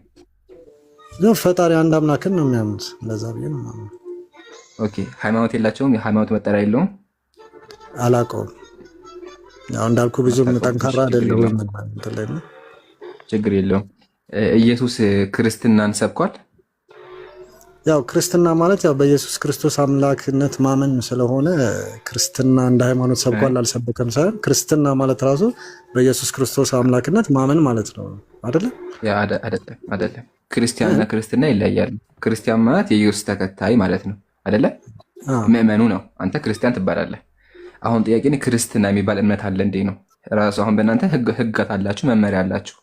እንደዛ መመሪያ የያዘ ክርስትና የሚባል ሃይማኖት ኢየሱስ ሰብኳል? ያው ስፔሲፊካሊ እንደዚህ ባልልህም ክርስትና የሚፈጽሙት ህግጋቶች ኦብቪየስሊ መጽሐፍ ቅዱስ ላይ ያሉ ክርስቶስ ያስተማራቸውን ናቸው። ኦኬ እሺ፣ ጥሩ ጥያቄ፣ ጥሩ መልስ። ስለዚህ እያልከኝ ያለው ያው ቃል በቃል ባይኖርም ግን ደግሞ ያው የክርስትና እምነት ኢየሱስ ያስተማራቸውን አልከኝ አይደለ? ያው ቃል በቃል ባይኖርም ሳይሆን ክርስትና ተብሎ አሁን ለምሳሌ መጠመቅ ምን የሚሉትን አሁን ቁርባን ጋር ምናምን ያሉትን እያንዳንዱን ህግጋቶች አሁን ቤተክርስቲያን የምትፈጽመው ከመጽሐፍ ቅዱስ ካለ ስርዓት የተነሳ ነው ልፈልግ። እሺ ቤተክርስቲያን ጭራሽ ነው አፈጽመውን ብለህሳ ከየት ቤተ እምነት ነህ አንተ? ኦርቶዶክስ ነህ? እሺ ኦርቶዶክስ ላይ ምስጢራትን ታውቃለህ? እንዳልኩ ብዙም ጠንካራ አይደለሁኝም። እንደዚህ አልፎ አልፎ ነው የምሰማው። ግን በክርስትና ምስጢራት አሉ፣ ዶግማ ተብሎ የሚታመኑባቸው አሉ።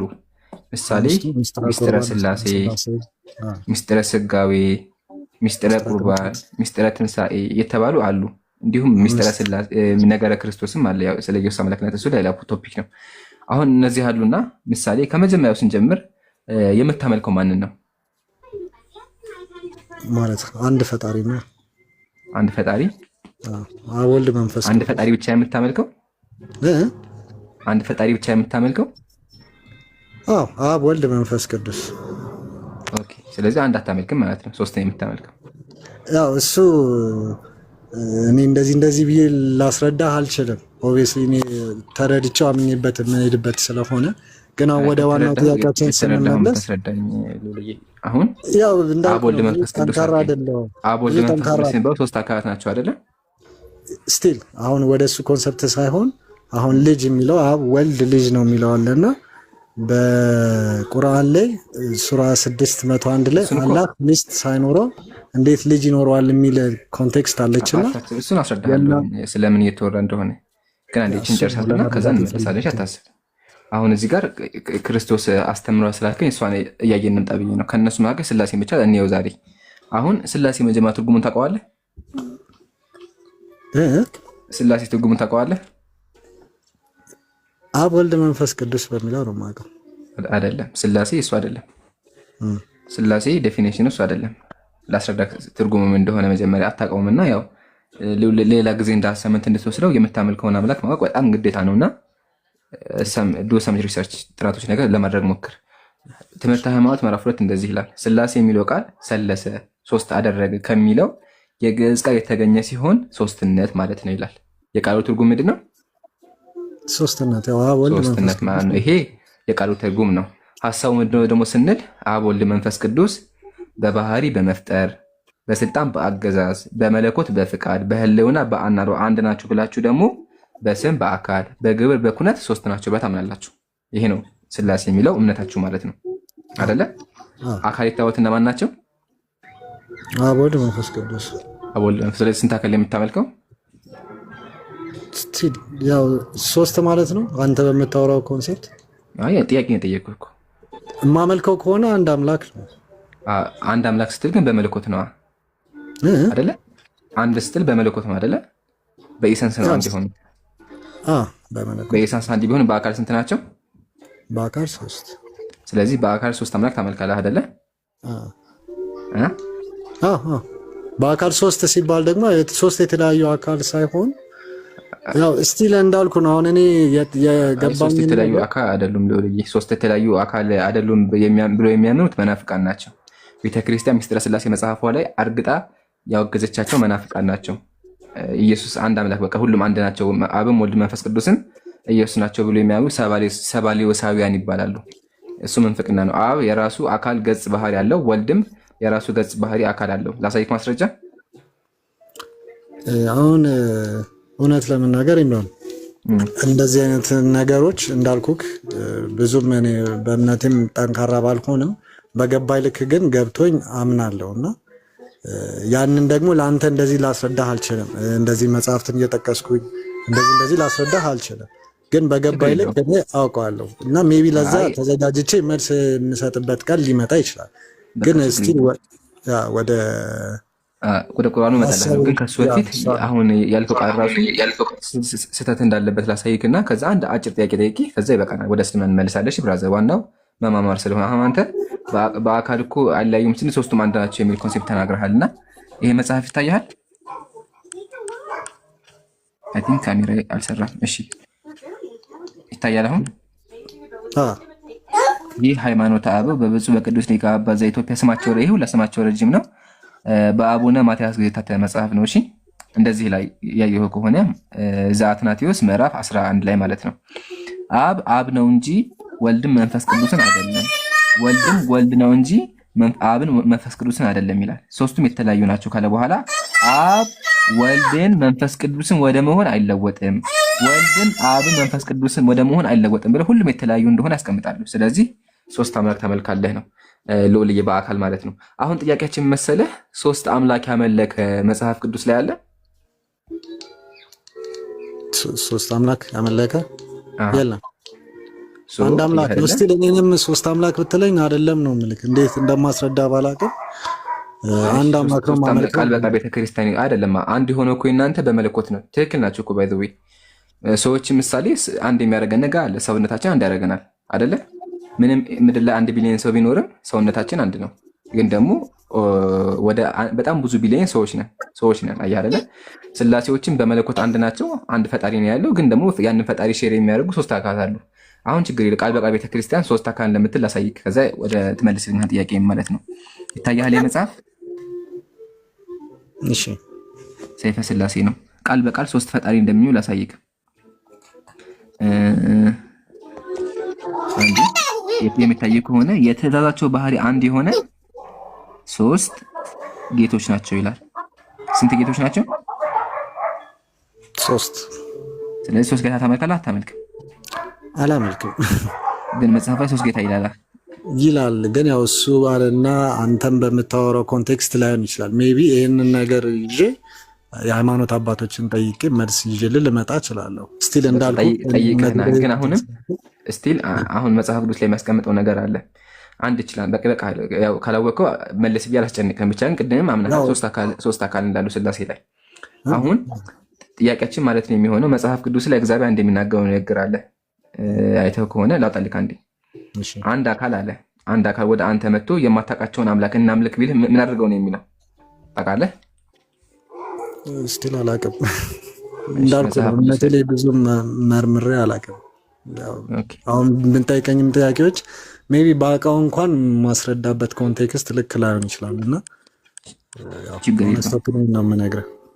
እሺ ዘዳግም ምዕራፍ 13 እንደዚህ ይላል፣ የእናትህ ልጅ ወንድምህ ወይም ወንድ ልጅህ ወይም ሴት ልጅህ ወይም በብብትህ ያለ ወዳጅህ ወይም እንደ በብብትህ ያለች ሚስትህ እንደ ነፍስህ ያለ ወዳጅህ ና ሄደን ከምድር ዳር እስከ ምድር ዳር ጀምሮ ከአንተ የቀረቡትን ከአንተ የራቁትን አንተ ከበው ያሉትን ለአሕዛብ የሚያመልኳቸውን አማልክት አንተም አባቶችህም የማታውቋቸውን አየህ ነቢያት የሚያውቁትን አለ። ነቢያት አባቶች ነቢያት ናቸው። ነቢያት የሚያውቁትን ሌሎች አማልክትን እናምልክ ብሎ ቢያስትህ እሺ አትበለው። ታዲያ ምን ላድርገው? አትስማው፣ ዓይንህም አይራራለት። እሺ ምን ላድርገው? ተመልከት ምን ላድርገው አለ እዚህ ጋር፣ ነገር ግን ፈጽመህ ግደለው ይላል። ስለዚህ በመጽሐፍ ቅዱስ መሰረት አንድ አካል መጥቶ ሌላን አምላክ ከሰበከ ምን ይደረጋል? አሁን እዚህ ላይ እንደሚለው ከሆነ ግደለው ነው የሚለው። ግደለው። እሺ አባቶች ስለ ስላሴ ያውቁ ነበር? አዎ ብዬ አስባለሁ። እሺ ላሳይክ ሰበር ዜና ነው አስባለሁ ሳይሆን ባላውቀውም አዎ ብዬ አምናለሁ። እሺ አባቶች ስላሴን አያውቁም። ማስረጃ ላሳይክ። ይታያል ገድለ ተክለ ሃይማኖት ፔጅ አይ ቲንክ ፔጁን አላስቀመጥኩትም። ብቻ ግን ምዕራፍ 1 ላይ እንደዚህ ለቁጥር 25 24 ላይ ሶስትነታቸው ሳይታወቅ አስቀድሞ የስላሴ ሶስትነታቸው ወልድ ሰው እስከሆነበት ድረስ ጊዜ አይታወቅም ነበር ይላል። አየህ አይታወቅም ነበር። ስለዚህ ነቢያት 3 አካል እንዳለ አያውቁም ነበር። አሁን ካላወቁ እግዚአብሔር ምንድን ነው ያለው? አንተና አባቶች የሚያውቋቸው ነቢያት የሚያውቁትን አምላክ ካመለከ ግደለው ይላልና ይሄን እንዴት ተፈተዋለህ? መጽሐፍ ቅዱስ ላይ እግዚአብሔር አባቶች የሚያውቁትን አምላክ እናምልክ ካለ አንድ ሰው ግደለው ይላል። እዚህ ጋር ደግሞ ስላሴን አባቶች እንደሚያውቁ ተጽፏል። ስለዚህ ነቢያት ስላሴን ካላወቁ እናንተ ያደረጋችሁ ያላችሁ ነገር የሚያስገድል ነው ማለት ነው። እቺኛዋን ትርጉም ማለት ነው አንዴ ትንሽ ሰፋ አድርገው። እሺ ሶስትነታቸው ሳይታወቅ አስቀድሞ የስላሴ ሶስትነታቸው ወልድ ሰው እስከሆነ ድረስ አይታወቅም ነበር የሚለው አይደለ? ኦኬ እንደዛ ከሆነ ነው ወልድ ሰው ከሆነ ሶስትነታቸው ታወቀ ማለት የሚለውን ትርጉም አይሰጥም? ይሰጣል። ትክክል ነው። ግን ወልድ ሰው የሆነ መቼ ነው? ያው ክርስቶስ ማለት ከ2000 ዓመት በፊት ነው። ነቢያት ደግሞ ከ10,000 ዓመት በፊት ነበር የነበሩት እና አብርሃም ምናምን። ስለዚህ እና አብርሃም አያውቁም ነበር ስለ ስላሴ። ለምን? አብርሃም ኢየሱስ የአብርሃም ዘር ነው። አብርሃም አስቀድሞ ነበር የነበረው። ስለዚህ ስለ ስላሴ አያውቅም። መጽሐፍ ቅዱስ ደግሞ ነቢያት የማያውቁትን አምላክ የሰበከ ካለ ግደሉት ይላል። ስለዚህ እናንተ ያመለካችሁ ያላችሁት የሚያስገድል ነው እያልኩ ነው ያለው። ከተረዳኝ እኮ ክርስቶስ ወልድ ሲሆን ደግሞ ሶስትነታቸው ታወቀ ይላል። ስለዚህ ሶስትነታቸው ከታወቀ ደግሞ እኮ ያውን ያለውት አሁን ነው። ሶስትነታቸው ከታወቀ ደግሞ ነቢያት አያውቁትማ። ችግሩ እኮ አሁን እግዚአብሔር ነቢያት ካላወቁት አትከተሉ አለ እግዚአብሔር። ነቢያት ካላወቁት አትከተላቸው አለ አይደለ? በጣም ጥሩ። ግን እዚህ ጋር ደግሞ ሶስትነታቸው የታወቀች ነው አለ ወልድ ሰው እስከሚሆን ድረስ። ስለዚህ ነቢያቶች የሚያውቁት ደግሞ ወልድ ሰው ሳይሆን በፊት አያውቁም ይላል አይደለ? ወልድ ሰው ሲሆን ግን ታወቀ ማለት ነው። ማን ያወቀው? እኛ አወቅን ማለት ነው። ስለዚህ ስላሴን እናምናለን ማለት ነው። እንደዛ አይነት ሴንስ ይሰጣል። ግን ያው አዲስ ኪዳን ላይ ስላሴ የለም አስረዳሃለሁ። መጽሐፉ እንደዛ ቢልም የለም። ግን አሁን ሙግት የመሰለህ እኔ የለም እርግጠኛ ባልሆንም መጨረሻ በአብ ወልድ በመንፈስ ቅዱስ አጥምቋቸው የሚል አለ። ኢየሱስ ክርስቶስ ያስኬድህም። ቆይ እመጣለሁ፣ ችግር የለም። ሁሉንም እመታቸዋለሁ። እሱ ጥቅስ ጭማሪ ጥቅስ አሳይካለሁ። የመጽሐፍ ቅዱስ ክፍል አይደለም። አሁን እሱ ሳይሆን ወገኔ ሀሳብ የመሰለህ እግዚአብሔር ላሳይ ጥቅሱን እንደውም እያየነው እንዲሆን ላሳይ ጥቅሱን ላውጣልህ። ይኸው እግዚአብሔር ምንድን ነው እዚህ ጋር ያለው? ያው አንተ የማታውቃቸውን አለ። ያው አንተ አባቶችህም የማታውቋቸውን አለ። አባቶች ነቢያት ናቸው። ነቢያት የማያውቋቸውን አማልክት እናምልክ ብሎ ቢያስትህ አለ። ነቢያት በመጽሐፉ መሰረት ስላሴን ያውቁ ነበር ወይስ አያውቁም? እዚህ ላይ እንደሚለው ከሆነ አያውቁም ነው የሚለው አይደል? ኦኬ። ስለዚህ ካላወቁ መጽሐፉ ደግሞ ነቢያት ያላወቁትን አምላክ የማታውቋቸውን ነቢያትም የሚያውቋቸውን አምላክ እናምልክ ብለህ እሺ አትበለው ይለኛል። ስለዚህ አንተ ወደ እኔ መጥተህ ነቢያት ያላወቁትን የመሰብክ ከሆነ አልቀበልህም። ማድረግ አለብኝ ያው ፈጽመህ ግደለው ነው የሚለው መጽሐፍ ቅዱስ። ስለዚህ አንተ መገደል አለብህ ወይም ደግሞ መጥፋት አለብህ። ለምን? የነቢያትን አምላክ እየሰበክ አይደለም። ነቢያት ደግሞ ስላሴ ነው እኮ። ያው ስላሴ ታወቀው ወልድ ክርስቶስ ሰው ሲሆን ነው እያልከኝ ነው አይደለ? መጽሐፉ ደግሞ አባቶች የማያውቁት አትከተል ይላል። አባቶች ደግሞ ከኢየሱስ በፊት ነበር የነበሩት። ኢየሱስ ከ2000 ዓመት በፊት ነበር የመጣው። ነቢያት ደግሞ ከ10,000 ዓመት በፊት ነበር የነበሩት። አየህ ችግሩ ይሄ እኮ ነው። ስቲል ለኔ አልታየኝም ችግር። ምክንያቱም አሁን እንደዛ የሚል ከሆነ ወልድ ሰው እስከሚሆንበት ድረስ ነው ያልከኝ። ወልድ ሰው ከሆነ ደግሞ ሶስትነታቸው ታወቀ ነው አይደለ? ያው አንተ በምታመጣልኝ ሪዝኒንግ ማለት ነው። ግን እሺ በአንተ ሎጂክ ሊሄድና ከኢየሱስ በኋላ የመጣ ነብይ አለ? የለም። አየህ እዚህ ጋር ደግሞ አባቶችም የማታውቋቸውን ይላል። ስለዚህ ከኢየሱስ በኋላ ነብይ ካልተነሳ ነቢያት ኢየሱስ በፊት ከነበረ የነበሩት እምነታችሁ ትክክል አይደለም ማለት ነው። አትቀበለው፣ እሺ አትበለው ነው ያለው። ይታያል። ስለዚህ አባቶች የሚያውቁትን ለምን ታመልካለህ? መጽሐፉ እግዚአብሔር አስቀድሞ ለሙሴ ምን አለ? አባቶች የሚያውቁትን አትከተል ብሏል። ስለዚህ አባቶች የሚያውቁትን አልከተለውም። እንደውም መግደልም አለብኝ አንተ ማለት ነው በመጽሐፉ መሰረት። ሐሳባችሁ ያ ገብቶኛል፣ ሐሳብ ገብቶኛል። ያው ሊትራል ሚኒንጉን ነው እየወሰድክ ያለውና እኔ ደግሞ እያልኩ ያለሁት ወልድ አምላክ ክርስቶስ አምላክ ሰው ሲሆን ያንን ነው እኛ ያለነው በአዲስ ዘመን አዲስና የብሉይ በቃ ችግር የለውም። ያው ነቢያት አሁን መጀመሪያ እዚህ ጋር እናሳጥረውና ነቢያት እንደሚያውቁ ተስማምተናል። ያው ተስማምተናል ሳይሆን አንተ በምታነበው ነገር እንደዛ ነው የሚለው ብዬ ልመናለሁ። ምክንያቱም ያው ብዙ ቤተክርስቲያን መጽሐፍ ነው ያቀረበው። ስለዚህ መጽሐፉ ይላል አይተኸዋል። በቃ ተባረክ። ስለዚህ ነቢያት አያውቁትም ጨረስን። አሁን አዲስ ኪዳን ላይ ናና ኢየሱስ ያውቃል ስላሴ ኢየሱስ ያውቃል ስላሴ ማለት ራሱ አምላክ አይደል እንዴ? ስላሴ ማለት እኮ ኢየሱስ አምላክ ማለት አይደለም። ስላሴ ማለት አብ ወልድ መንፈስ ቅዱስ በአካል ሶስት በመለኮት አንድ ነው። ይሄን አስተምሮ ኢየሱስ ያውቀዋል? አዎ ይመስለኛል። ምክንያቱም አንዳንድ ጥቅሶች ላይ እኔና አብ አንድ ነን የሚል አለ።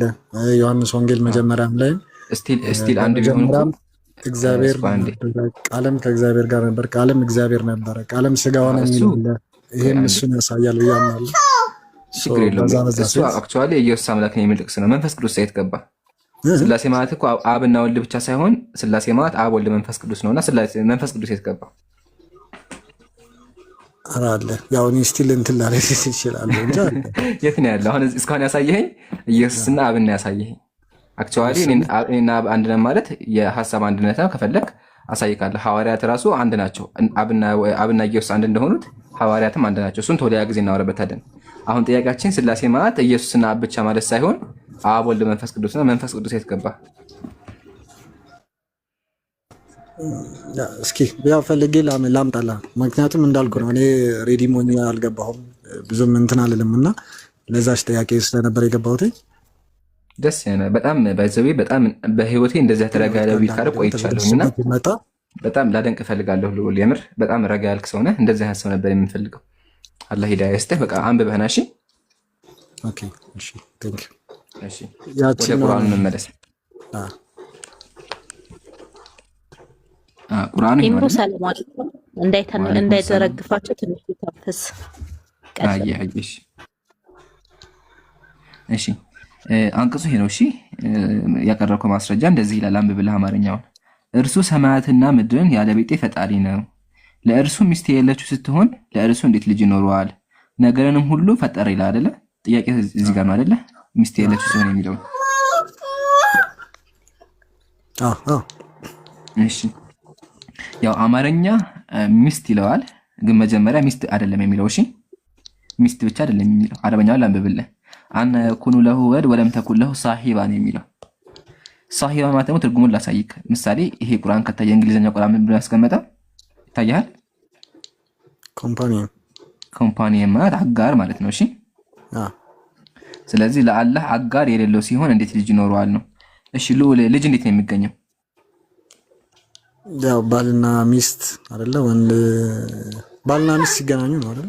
ወንድና ሴት ሲገናኙ አንደኛ። ሁለተኛ ደግሞ በማደጎ አይደለ? በማደጎ ያው ልጅ ተታደጎ ያ አንድ ያንን ልጅ ሴንስ ያው ልጅ የሚለው ሴንስ በዚህ ጋር ይመስለኛል ከዘር ጋር የተገናኘ ይመስለኛል አይደል? በሱን ማቆም እንችላለን። ማደጎ ሳይሆን ዘር በሚለው ይመስለኛል። ያ ችግር የለውም። በሱ እንቀበለውና አሁን ይሄን ከተስማማ ማለት ነው። ጂኖች ምን አሉ መሰለህ? ጂኖች ምን አሉ? ሱረቱል ጂን ላይ ወአንሁ ጀዱ ረቢና መተኸዘ ሷሂበተን ወላ ወለድ አሉ። አላህ ጥራት ይገባውና ልጅም ሚስትም አላዘን ብለው ንስሐ ገቡ ጂኖች፣ ከጂኖች ክፍሎች ማለት ነውና አስቀድሞ በጣዖት አምላኪያ ምን የሚል ሐሳብ አለ? እንዲሁም በጂኖች አላህ ሚስት አግብቶ ልጅ ወለደ የሚል ሐሳብ አለ። ከኔ ጋር ነህ? ኦኬ አሁን አላህ መልስ የሰጠ ያለው ለነሱ ነው። ሰዎች ምን አሉ? አላህ ሚስት አግብቶ ልጅ ወለደ አሉ። እሺ ልዑል ምሳሌውን ቀላል አድርገውና ወደ አንተ መጥቼ አንተ ሚስትም የለህም ልጅም የለህም መጣሁና ወደ አንተ ልጅ አለህ እንዴ ቢልህ ምን ትለኛለህ? ልጅ የለኝም ነው የምልህ። እንኳን ልጅ ሚስት የለኝም ብትል አይደለ? እንኳን ልጅ ሚስትም የለኝም ትላለህ አይደለ? ኦኬ ስለዚህ በዚህ ንግግር ምን ውድቅ አደረግክ? እንኳን ልጅ ሊኖርህ ይቅርና ሚስት ሊኖርህ እንደማይችል ተናገርክ። አንድ እሱ ወር ደግሞ ልጅ እንዲኖረኝ እንዴት ሚስት ሳይኖረኝ እንዴት ልጅ ይኖረኛል? ማለትም ልጅ ሊኖረኝ ግዴታ ሚስት ያስፈልገኛል። በዛም ሴንስ ልታየው ትችላለህ። ትክክል። አሁን በዚህ ከተስማማን አላሁ ሱብሓነሁ ወተዓላ ለእነሱ መልስ እየሰጠን ያለው ምን አለ? አነ የኩኑ ለሁ ወለድ፣ እንዴት ብሎ ለእሱ ልጅ ይኖረዋል? ወለም ተኩን ለሁ ሳሂባ፣ ለልጅ መገኛ ራሱ አጋር የለውም ቢጤ። ሰው ከምንድን ነው የሚወልደው? ሰው ከሰው ነው አይደለ? አንበሳ ከአንበሳ ነው። ሰው ከአንበሳ ይወልድም አይደለ? ስለዚህ ለአላህ ቢጤ የለውም አለ። አምላክ ቢጤ ያለው እንዴ? ሲጀመር አላህ ሰው ይባላል? አላህ አይባልም አይደለ? ፈጣሪ ሰው አይባልም። ስለዚህ አላህ እንዴት ብሎ ልጅ ይወልዳል ነው? እንደሱ አይነት አጋር ራሱ የለውም ነው። አንተ ሰው ነህ፣ ሴት አለች። አንበሳ ሴት አንበሳ፣ ውሻ ሴት ውሻ አለች። ግን ወደ አላህ ስንመጣ ደግሞ አላህ አጋር የለውም ጭራሽ ነው። ስለዚህ ልጅ እንዴት ይገኛል? ፈከይፈ የስተሂቁል ወለድ፣ እንዲህ ብሎ ልጅ የሚባለው ነገር ይገኛል። ስለዚህ በዚህ ንግግሩ ሁለት ነገር ውድቅ አደረገ። አንደኛው ለሱ አጋር እንደሌለ፣ ሁለተኛ ደግሞ ልጅም ሊኖረው እንደማይችል ውድቅ አደረገ ማለት ነው። አሁን እኔ ግን አሁን ጥያቄ የሚፈጠረብኝ ስለዚህ አላህ ለምሳሌ ልጅ እንዲኖረው ግዴታ አጋር ያስፈልገዋል ማለት ነው? እንደዛ ማለት አይደለም። እንደዛ ማለት አይደለም። አስረዳኝ። እንደዛ እንደማለት መሰለኝ። አትሊስት እኔ የተረዳሁት በዛ ነገር ነው። አይ አይደለም። ይሄው ቅድም አስቀምጬልህ ነበር። ይሄ ስፔሲፊክ መልሱ ለጣዖት አምላኪያን ነው። ጣዖት አምላኪያን አላህ ልጅ አግብቶ ሚስት ወለደ የሚል ሐሳብ ነበራቸው። ለሱ ሐሳብ ሙሉ ያደርጋለሁ እንጂ ጭራሹን አይችልም ማለት አይደለም። ሱረቱል መርየም ያዘው ማስረጃ። ሱረቱል መርየም ቁጥር 35 ላይ አላህ የሚናገረው ነገር አለ። ልክፈትልህ ካሜራና ይኸው። ለአላህ ልጅ መያዝ አይገባውም ማለት ያ ለአላህ በጥቅል ደረጃ ልጅ መያዝ አይገባውም ብሎ መጣው። ኦኬ ከፈለገ ግን ብሎ ሌላ ቦታ ላይ ለዋራድ አላህ ብሎ አላህ ሊሆን እንደማይችል ከፈለገ ራሱ ለስጣፈል አውጣለህ። እሱን ማንቀስ ቆይ እንድታየው እንደው አውጣለህ።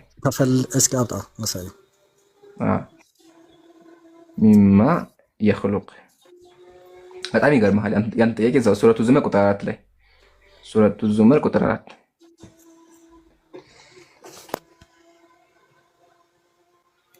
ዙመር እዚህ ጋር ልክፈትልህ አይደለ? እጅ ላይ ቁርአን ስለሌለ አይዋ ይታያል። ልውል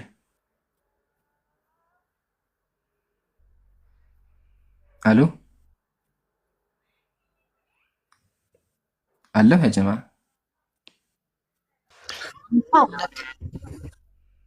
ኦኬ ልዑል ካለሁ አለሁ በለኝ። ታፕታፕ አድርጉ። ቀጥ ይላል ኢምራን። እየሰማህ ነው ልዑል? እየሰማሁ ነው። እሺ አላህ ቁርአን ላይ ምን አለ? አላህ ልጅን መያዝ በፈለገ ኖሮ ከሚፈጥረው ፍጥረት ውስጥ ይመርጥ ነበር፣ ጥራት ተገባው።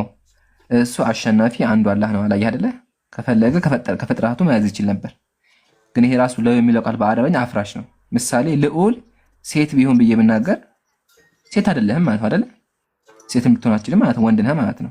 ይሄ ለው የሚለው ቃል ራሱ በአረበኛ ኢፍ የሚለው ወርድ the word if አፍራሽ ነው እንደማይሆነ። ስለዚህ ጥራት ተገባው አለ። ቀጥሎ ምን አለ ቁርአን ላይ? ለአላህ ልጅ መያዝ አይገባውም ከጉድለት ሁሉ ጠራ ብሎ ልጅ መያዝ ራሱ ድክመት እንደሆነ። ለምን ልጅ ራሱ የሚያስፈልገው ተተኪ ስለሆነ አላህ ተተኪ እንደማያስፈልገው ዘጋ ማለት ነው። ነገርን በሻ ጊዜ ሁሉ ቀጠለ። ስለዚህ ለአላህ ልጅ መያዝ እንደማይገባው መተው። ከፈለገ ግን ያው እዚህ ጋር ከፍጥረት ጋር መያዝ ይችል ነበር። ስለዚህ አላህ ኃያል ነው፣ የፈለገውን ማድረግ ይችላል። ግን ለልቅናው አይገባም፣ ለባህሪው አይገባም ነው። ለባህሪው አይገባም ነው እንጂ ከፈለገ ማድረግ ይችላል ነው። ቁርአኑ እኮ ራሱ እንደዛ አለ እኮ። ግን የማይሆን ነገር ነው። ከፈለገ ማድረግ ይችላል፣ ግን የማይሆን ነገር ቢሆን በፈለገ ኖሮ እኮ ቁርአኑ። ግን በፈለገ የሚለው ቃል ራሱ አፍራሽ ነው ልዑል። ምሳሌ አንተ ልዑል ሴት መሆን ትችላለህ? አልችልም። ግን ያው አሁን በዚህ ሎጂክ እንሂድና ለፈጣሪ ግን አፍራሽ አይኖርማ። አሁን አንተ ደካማ ነህ አይደለ? አላህ ግን ኃያል ነው አይደለ? ኃያል ነው። ስለዚህ አላህ ምን አለ ቁርአን ላይ? ለአላህ ልጅ መያዝ በፈለገ ኖሮ አለ። አላህ ልጅ መያዝ በፈለገ ኖሮ ምን አድርገና ከሚፈጥረው ውስጥ የሚሻውን ይመርጥ ነበረ። ችሎታው አለው አላህ ልጅን ከፍጥረታቱ መምረጥ ይችል ነበረ። ኦኬ ግን ቀጥሎ ምን አለ? ጥራት ተገባው አለ። ጥራት ተገባው። ይሄ ለአምላክ እንደማይገባ መታው። ቀጥሎ ምን አለ? ለአላህ ልጅ መያዝ አይገባውም ከጉድለት ሁሉ ጠራ ብሎ ጉድለት እንደሆነ ተናገረ። ለምን ልጅ መያዝ ራሱ ጉድለት ነው ማለት ነው። ስለዚህ እንደማይሆን ተናገረ። ከፈለገ ግን አየህ አላህ ኃያል ነው፣ ይችላል፣ ግን ለሱ አይገባውም። ይችላል ግን አይገባውም። ያው ሴንሱ ይችላል ግን አይገባውም ነው በእናንተ ማለት ነው።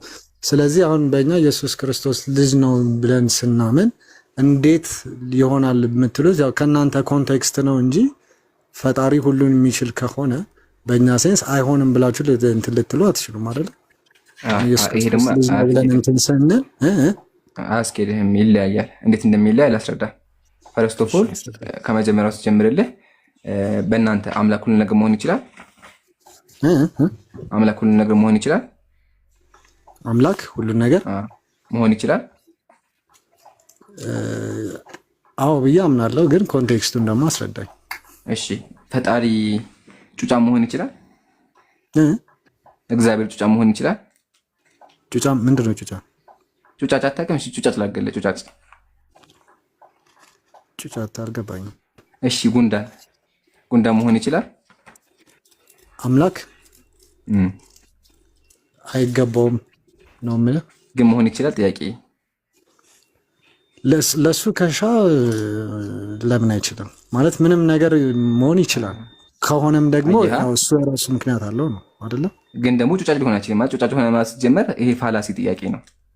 ፋላሲ ጥያቄ ማለት መሰለ ምሳሌ እኔ አንድን አካል ሙሉ ኃያል ነው ካልኩ በኋላ ደካማ ነው ብላ ያስኬዳል? አንድን ኃያል ፈጣሪ እኮ አንተ አምላክ ፈጣሪ ነው ስትል እኮ እያልክ ያለው በቃ ኃያል ነው እያልክ ያለው አይደለ? የሁሉ ነገር በላይ ነው እያልክ ያለው። ግን ደግሞ በቆዳ ገድበህ እግዚአብሔር ጢንዛ ሆነ ስትል ደካማ አደረግከው። ይሄ ራሱ ጥያቄው ፋላሲ ስህተት ያለበት ጥያቄ ነው። ይሄ ለአምላክ ራሱ አይጠየቅም። ምሳሌ ኤቲክሶች ብሎ ይጠይቃሉ። ያው የተሰምተህ ከሆነ ብዙ ጊዜ እንደ ቀልድ የሚነሳ ፈጣሪ የማይሸከመውን ድንጋይ መፍጠር ይችላል ይለዋል። ይችላል? የማይሸከመውን ድንጋይ መፍጠር ይችላል እግዚአብሔር? አይችልም። ማለት እኔ እንጃ ጥያቄውም ልክ ነው ብዬ አይመስለኝም። አየህ ልክ አይደለም ጥያቄው። አይችልም መልሱ ጥያቄው ትክክል አይደለም ነው። ለምን እኛ አላህ ፈጣሪ ነው ስንል የሁሉ ነገር ኃያል ነው ከሱ በላይ ምንም ነገር የለም እያልን ነው። ድጋሚ ደግሞ የማይሸከመው ስትል ደግሞ የማይሸከመው ከሆነ ስለዚህ አላህ የማይችለው ነገር እያልክ ነው ያለው። ስለዚህ አላህ ደካማ ነው እያልክ ነው ያለው። በተዘዋዋሪም ወደ እስልምና ስንመጣ አላህ ልጅ ወለደ ማለት ጉድለት ነው ለአላህ። ስለዚህ ጭራሽ ነው ሊገባው አይችልም። ለዛ ነው ለአላህ ልጅ መያዝ አይገባውም ከጉድለት ሁሉ ጠራ ነገርን በሻ ጊዜ ለእርሱ የሚለው ሁን ብሎ የተናገረው። ስለዚህ ለሱ ለልቅን ነው አይገባም ነው። ያ አንተ ራሱ መለስከው። አሁን ወደ ክርስትና መምጣና እናንተ ብላችሁ ነው የምታምኑት። ያው ክርስቶስ ሰው ሆነ ነው አይደለ? ስለዚህ ያ አይደለም። ኢየሱስ ስንት ልደት አለው? ኢየሱስ ስንት ልደት አለው? ኢየሱስ እኔ እንጃ ማለት አላውቅም። ኢየሱስ 2 ልደት አለው። እሺ ቅድመ ዓለምና ከዛ ደግሞ ከማርያም ማህፀን። እሺ ቅድመ ዓለሙ ማለት ቅድመ ዓለም ከአብ ተወልዷል። ኢየሱስ ነበረ ነው የሚለው አይደለ ቃሉ? አይ ተወልዷል። ነበረ ማለት እኩል አት ዘ ሴም ታይም ኤግዚስት የሚያደርግ ነገር ነው አይደለም? ማለት በዮሐንስ ወንጌል ላይ እንደዛ ነው የሚለው። አይ በመጀመሪያ እግዚአብሔር ነበረ፣ ቃልም ከእግዚአብሔር ጋር ነበረ ነው የሚለው ማለት አት ዘ ሴም ታይም ሌላ ፖይንት ነበረ ሲባል ሌላ ፖይንት ነው። ግን አሁን ለሰጥ የፈለኩት ኢየሱስ እግዚአብሔር እንደወለደው አታውቅም? ኢየሱስ እግዚአብሔር እንደወለደው አታውቅም? እግዚአብሔር እንደወለደው መወለድ ማለት ለምሳሌ አሁን በመጀመሪያ ኤግዚስት ሲያደርግ ወደ ኤግዚስታንስ መጣ ለማለት ፈልገ ነው። ያ ተወልዷል። ኢየሱስ ሊትራሊ እኮ ከነን ኤግዚስታንት ወደ ኤግዚስታንት መጣ ነው። መጽሐፉ እንደዛ ነው የሚለው። ግን ቤተክርስቲያን ምን ታለች መሰለ? ኢየሱስ ከአብ ተወልዷል።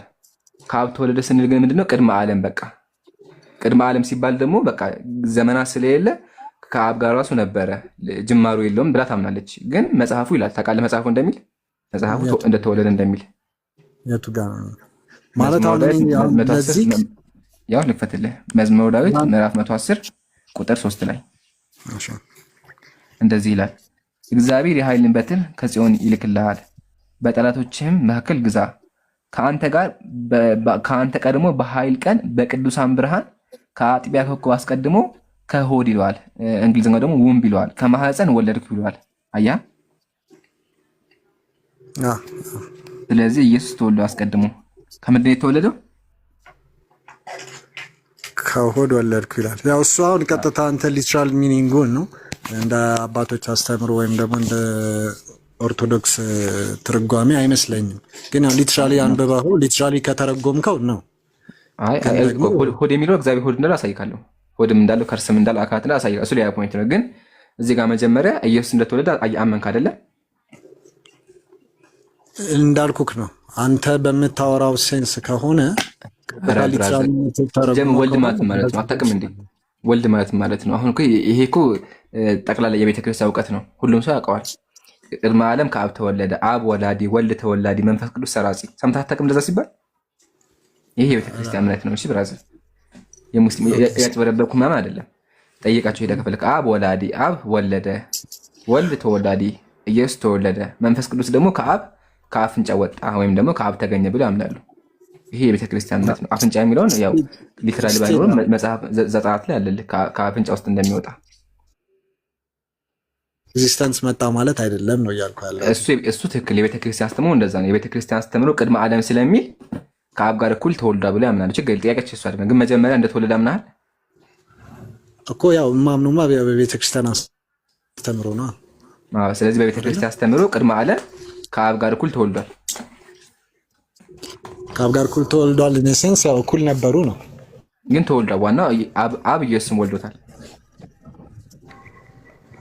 ስቲል አብረው ነበሩ ማለት ለመረዳት እንዴት ነው? አብረው ነበሩ። ለእናንተ በሰውና ከሆነ አብረው ነበሩ ሳይሆን ወልዶታ ወይስ አልወለደውም የሚለው ነው።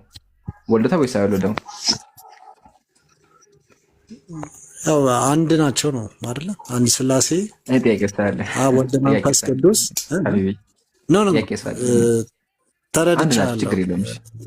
ጥያቄም ስለገባኝ ግን እየመለስክ ያለኸው ሌላ ፖይንት ነውና ሰዓት እየሄደ ምን ስለሆነ እናሳጥረው። ሰዓትም ታውቃለህ መሽቷል። ስለዚህ አሁን ጥያቄ ምንድን ነው? ኢየሱስ አብ ወልዶታ ወይስ አልወለደውም? በእኔ እውቀት አላውቅም። አሁን ባሳየኸኝ እሺ ቤተክርስቲያን ሆነ እንደዛ ነው የሚለው። እሺ ቤተክርስቲያን ትሄዳለህ? እሄዳለሁ። እሺ የምትሄድ ከሆነ አብ ወላዲ ወልድ ተወላዲ ሲባል ሰምተህ አታውቅም? በስመ አብ ወልድ መንፈስ ቅዱስ ምናምን ሲባል ሰምተህ አታውቅም? በስመ አብ ወልድ መንፈስ ቅዱስ ማለት ያው አብ ነው፣ ወልድ ክርስቶስ ነው፣ መንፈስ ቅዱስ። በስመ አብ ማለት በአብ ስም ማለት ነው። ወወልድ በወልድ ስም፣ ወመንፈስ ቅዱስ በመንፈስ ቅዱስ ስም ማለት ነው። እሺ አብ ማለት ነው አባት።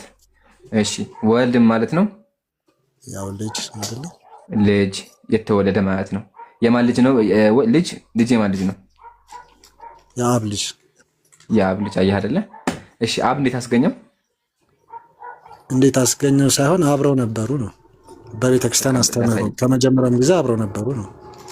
ቅድመ ዓለምም ነበረ ማለት አይቀዳደሙም አይደለ? ቤተክርስቲያን አስተምረው እንደሚቀዳደሙ አሳይካለሁኝ። ይቀዳደማሉ፣ ግን አሁን ጥያቄያችን መቀዳደም ሳይሆን እንደተወለደ ነው። ችግር የለውም፣ ላሳይክ በመጽሐፍ ይታያል። እንዝራ 7 እንደዚህ ይላል። በድርሳን ሩፋኤል ሶሪ በአብ ስም አምነን አብን ወላዲ ብለን ምን ማለት ነው? አብ ወላዲ ብለን ማለት አባት ማለት ነው። ወላዲ ብለን ይላል እኮ አባት እንደማለት ነው። ከአብ ወልድ ተገኘ ማለት ነው። አይዋ በሱ ታምናለህ? አዎ በቃ ፖይንት እኮ እሱ ነበረ። ስለዚህ ኢየሱስ የተወለደ እንደሆነ ታምናለህ? አዎ በቃ እሺ። ከምን ወለደው? መወለድ ኢኔሴንስ አሁን በሰውኛ እያየኸው ነው የሚመስለኝ አይደለ? እሺ አይ ከምን ወለደው ብቻ ንገረኝ። ከምን ወለደው? ከምን ወለደው ሳይሆን አሁን እኛ የምንረዳው ይመስለኛል፣ ከተሳሳትኩም አላውቅም። መወለድ ማለት ከሱ መገኘት እንደማለት ነው። አይ እሺ የራሱ መንፈስ ማለት ነው። ከሱ መገኘት ማለት ነው። ባይ ዘ ዌይ ሶርስ እንደማለት ነው። በሷ አነጋገር ራሱ ትክክል ነው። ሶርስ ብሎ ያምናል አውቃለሁ። ግን በዚህ አነጋገር ብቻ ራሱ ልዑል በጣም ገራሚ ነገር ተናግረሃል። ስለዚህ የሁሉን ነገር አስገኘ አብ ነው ማለት ነው። እሺ እሱን ወደ ጎን እናገው፣ ሌላ ጊዜ የምናወራበት ርዕስ ነው። ያው አንተም ውስጥ አስገኘ ሳይሆን ሶርስ አሁን ላኪና ተላኪ ከሆነ አሁን ስለዚህ የሁሉን ነገር ምንጭ አብ ነው ማለት ነው። አሁን በአንተ ንግግር መሰረት ኢየሱስ የተወለደ ከሆነ ኢየሱስን ያስገኘው አብ ከሆነ አብ ነው ኃያል ማለት ነው። ኤኒዌይ ችግር የለውም። እሱን ቶፒካችን አይደል። እዚህ ጋር ከሆድ ወለድኩ ይላል። ከሆድ ወለድኩ ማለት ነው ያው ከኔ ወጣህ ይመስለኛል። አላውቅም፣ ግን አሁን ስመልስልህ ቀጥታ ጭንቅላት ላይ እሺ ማህፀን እንደሚለው አሳየህ። ከማህፀን ወለድኩ እንደሚለው አሳየህ። ስቲል ያው ዘሴም ነው። ከአንድ አምላክ ሶስትነት የሚለው ጋር የሚገናኝ ነው ብዬ ነው ማለት። ምክንያቱም ከማህፀን ማለት ሶርስ አምላክ አንድ ሶርስ ከሆነ አምላክ ልጁን ላከው ከተባለ ወልድ ከአብ ከተገኘ ወልድ ራሱ አብ ከሆነ ሶርስ ይችኛውን ዲኖሚኔሽኗን ምን ይሏታል? አሁን እኛ ቀጥታ ወልድ ማህፀን ስትለው ቀጥታ ከሰው ጋር እያገናኘው ነው። ግን በሌላ ኮንቴክስት ሲታይ አብ ራሱ ሆኖ ከራሱ ተገኝቶ ከራሱ ከተላከ በዛ ሴንስ ነው ብዬ ነው ማለት። ያ ችግር የቤተክርስቲያን አስተምረው ይሁንልህ ሳይሆን የቤተክርስቲያን አስተምረው እንደዛ ይመስለኛል አይደል? አዎ አይደለም። የቤተክርስቲያን አስተምረው ጭራሽ እንደሱ አይደለም። ለዛ ነው ቤተክርስቲያን ሄደህ መማር ያለብህ ያልኩህ ቅድም። ለዛ ነው ጭራሹን አላወቅኩም። የቤተክርስቲያን አስተምሮ አብ ወላዲ ወልድ ተወላዲ መንፈስ ቅዱስ ሰራጺ ነው። አብ ኢየሱስን ወልዶታል። አብ የሁሉ ነገር ምንጭ ነው። ከአብ ደግሞ ወልድና መንፈስ ቅዱስ ይወጣሉ ነው። ጥያቄ መንፈስ ቅዱስ ከአብ ነው የሚወጣው አይደለም? ስለዚህ የሁሉ ነገር መሰረት ነው አብ ነው ማለት ነው። መንፈስ ቅዱስ አይደል? እሱ ራሱ አምላክ ነው። መንፈስ ቅዱስ ራሱን የቻለ ፐርሰን፣ ራሱን የቻለ አካል ያለው። አሁን እሱን ተውና ልዑል። ስለዚህ የሁሉ ነገር መሰረት አብ ነው አይደለ? የሁለቱም መገኛ አባት ነው። እሺ ኢየሱስ ያ መገኛ ነው። ኢየሱስ አብን አስገኝቶታል። አንድ ናቸው ማለት አንድ ነው። አስገኝቶታል ሳይሆን አንድ የተባሉት እኮ በመለኮት ነው። በአካል ሶስት ናቸው፣ አትርሳ። አሁን በአካል ሶስት ስለሆኑ ኢየሱስ አብን አስገኝቶታል እንጃ ማለት መልሱን ልመልስልህ አልችልም። እንዳልኩ አላስገኘንም። ወላሂ ቤተክርስቲያን ራሱ ለዛ ነው አብ ወላዲ ወልድ ተወላዲ የምትለው። አብ ወላዲ ነው፣ አብ አስገኝ ነው፣ ተገኝ አይደለም። አብ የሁሉ ነገር አስገኝ ነው እንጂ እሱ የተወለደ አይደለም። ላውጣልህ ራሱ ቃል በቃል ታምናለች ቤተክርስቲያን። አብ ወላዲ ነው ያልተወለደ ብላ ታምናለች። ስለዚህ አየህ ልዑል፣ በቤተክርስቲያን አስተምሮ ራሱ በእምነት መሰረት አብ የሁሉ ነገር አስገኝ አይደለም፣ ወልድ የሁሉ ነገር አስገኝ፣ አብ የሁሉ ነገር አስገኝ። ይሄ ስላሴ በጣም የሚያወዛግብ ኮንሴፕት ነው። ጥቅሶችም የለኝም ብለሃል። በቃ በስላሴ ዙሪያ የምታመልከውን አምላክ ማወቅ አለብህና በደንብ ለማጣራት ሞክር። እሺ ኦኬ፣ እሺ ችግር የለም። ግን ስቲል አሁን የልጁ ጉዳይ አልተመለሰልኝም። ግን ሌላ ቶፒክ አላችሁ ወጥላችሁ ከረዘመባችሁ? አረ ችግር የለም። እኔ እኮ ተመለሰልኝ ትላለህ እንዴ? ወደዚህ የመጣሁት የትኛው ፓርት አልተመለሰልኝም? ሚስት ሳይኖረው እንዴት ልጅ ይኖረዋል የሚለው ማለት ነው። እሱ የትኛው ቅር አለ ማለት የተረዳውበት ኮንቴክስት ልጅ እንዲኖረው ግዴታ ሚስት ያስፈልገዋል በሚለው ኮንቴክስት ነው። ካልሰማኸኝ ሱረቱ ዙመር ላይ በባህል የሰጠውን ሱረቱ ዙመር ቁጥር 4 ላይ እኮ አላህ ልጅ የማያስ ከፈለገ ከሚፈጥረው ፍጥረት ይዛ ይላል አይደለ? ከፈለገ ከሚፈጥረው ፍጥረት ይዛል። ስለዚህ አሁን ጥያቄው ውድቅ ሆነ ማለት ነው። አላህ ለልጅ ሚስት ያስፈልገዋል ያልከው አስኬድም። ካለ ሚስትም ከፈለገ ይችላል። ካለ ሚስትም ከፈለገ ይችላል። ያ ስለዚህ እንዴት አምላክ እሱን ፖይንት ነው ላመጣ የፈለኩት። አምላክ እንዴት ልጅ ይኖረዋል ሲባል በእኛ ኮንቴክስት ከዛ ጋር ለማገናኘት ፈልጌ ነው።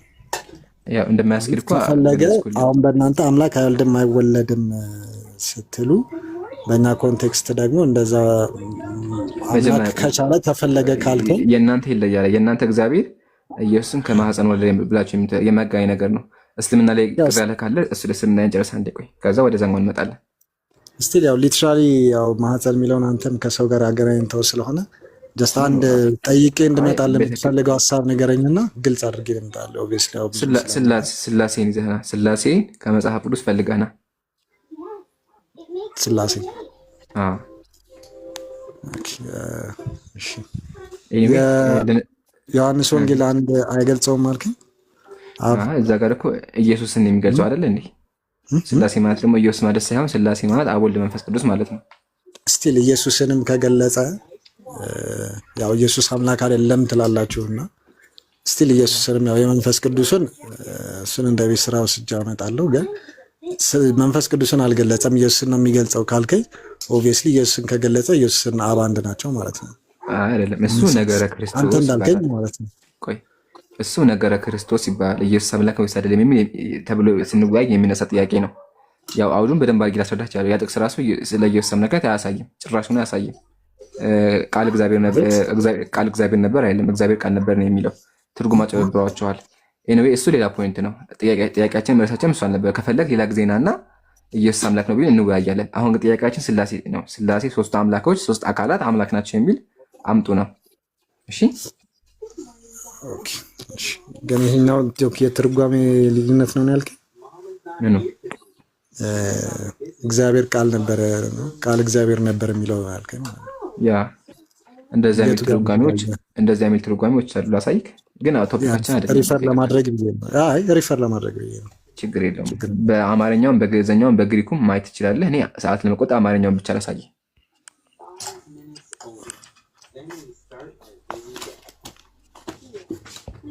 ይታያል?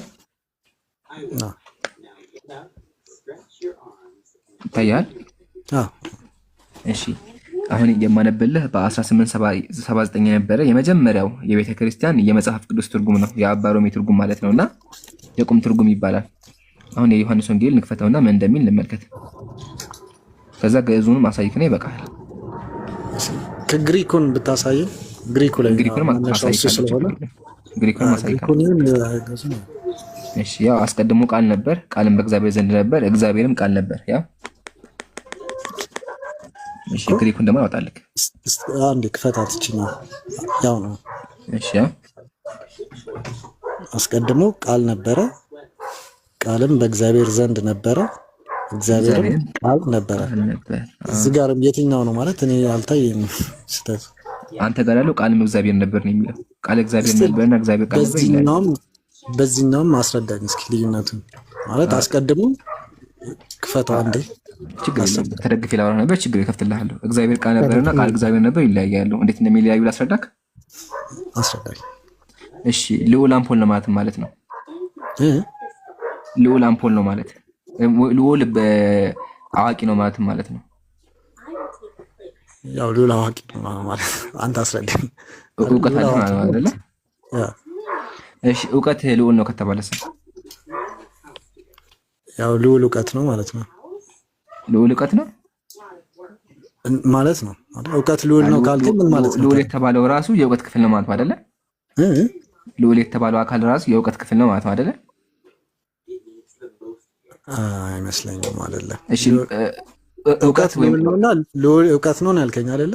አዎ ልዑል እውቀት ነው ካልን ያው በቃ ልዑል ያውቃል በሚል ተረጉመዋለን። ችግር የለውም። ግን አሁን ያውቃል ሳይሆን እውቀት ነው።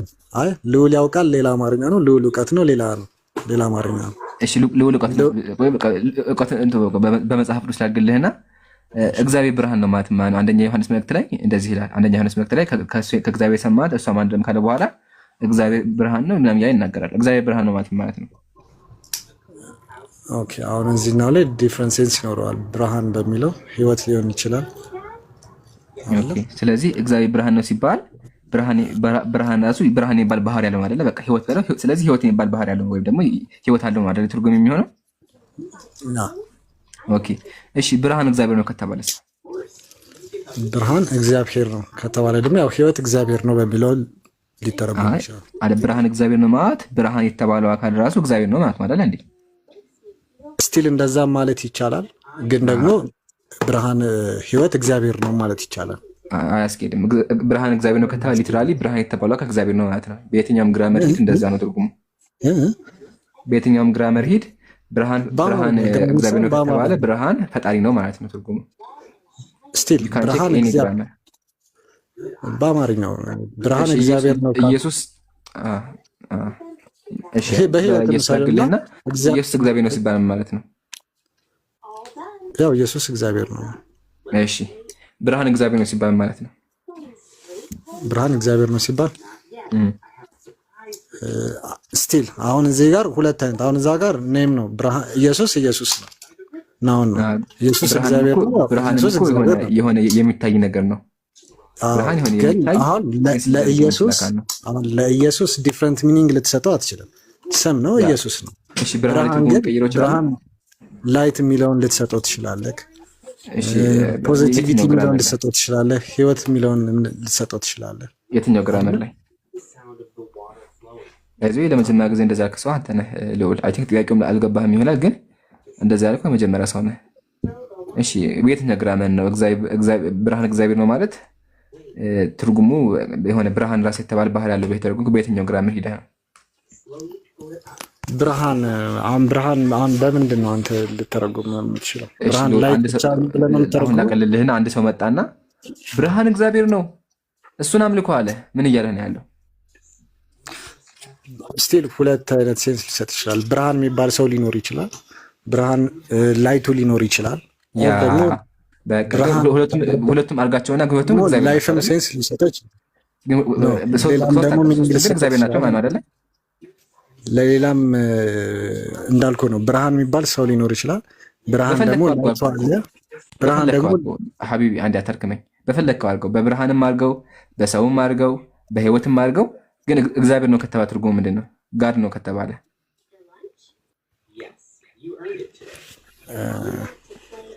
አልተረዳኸኝም።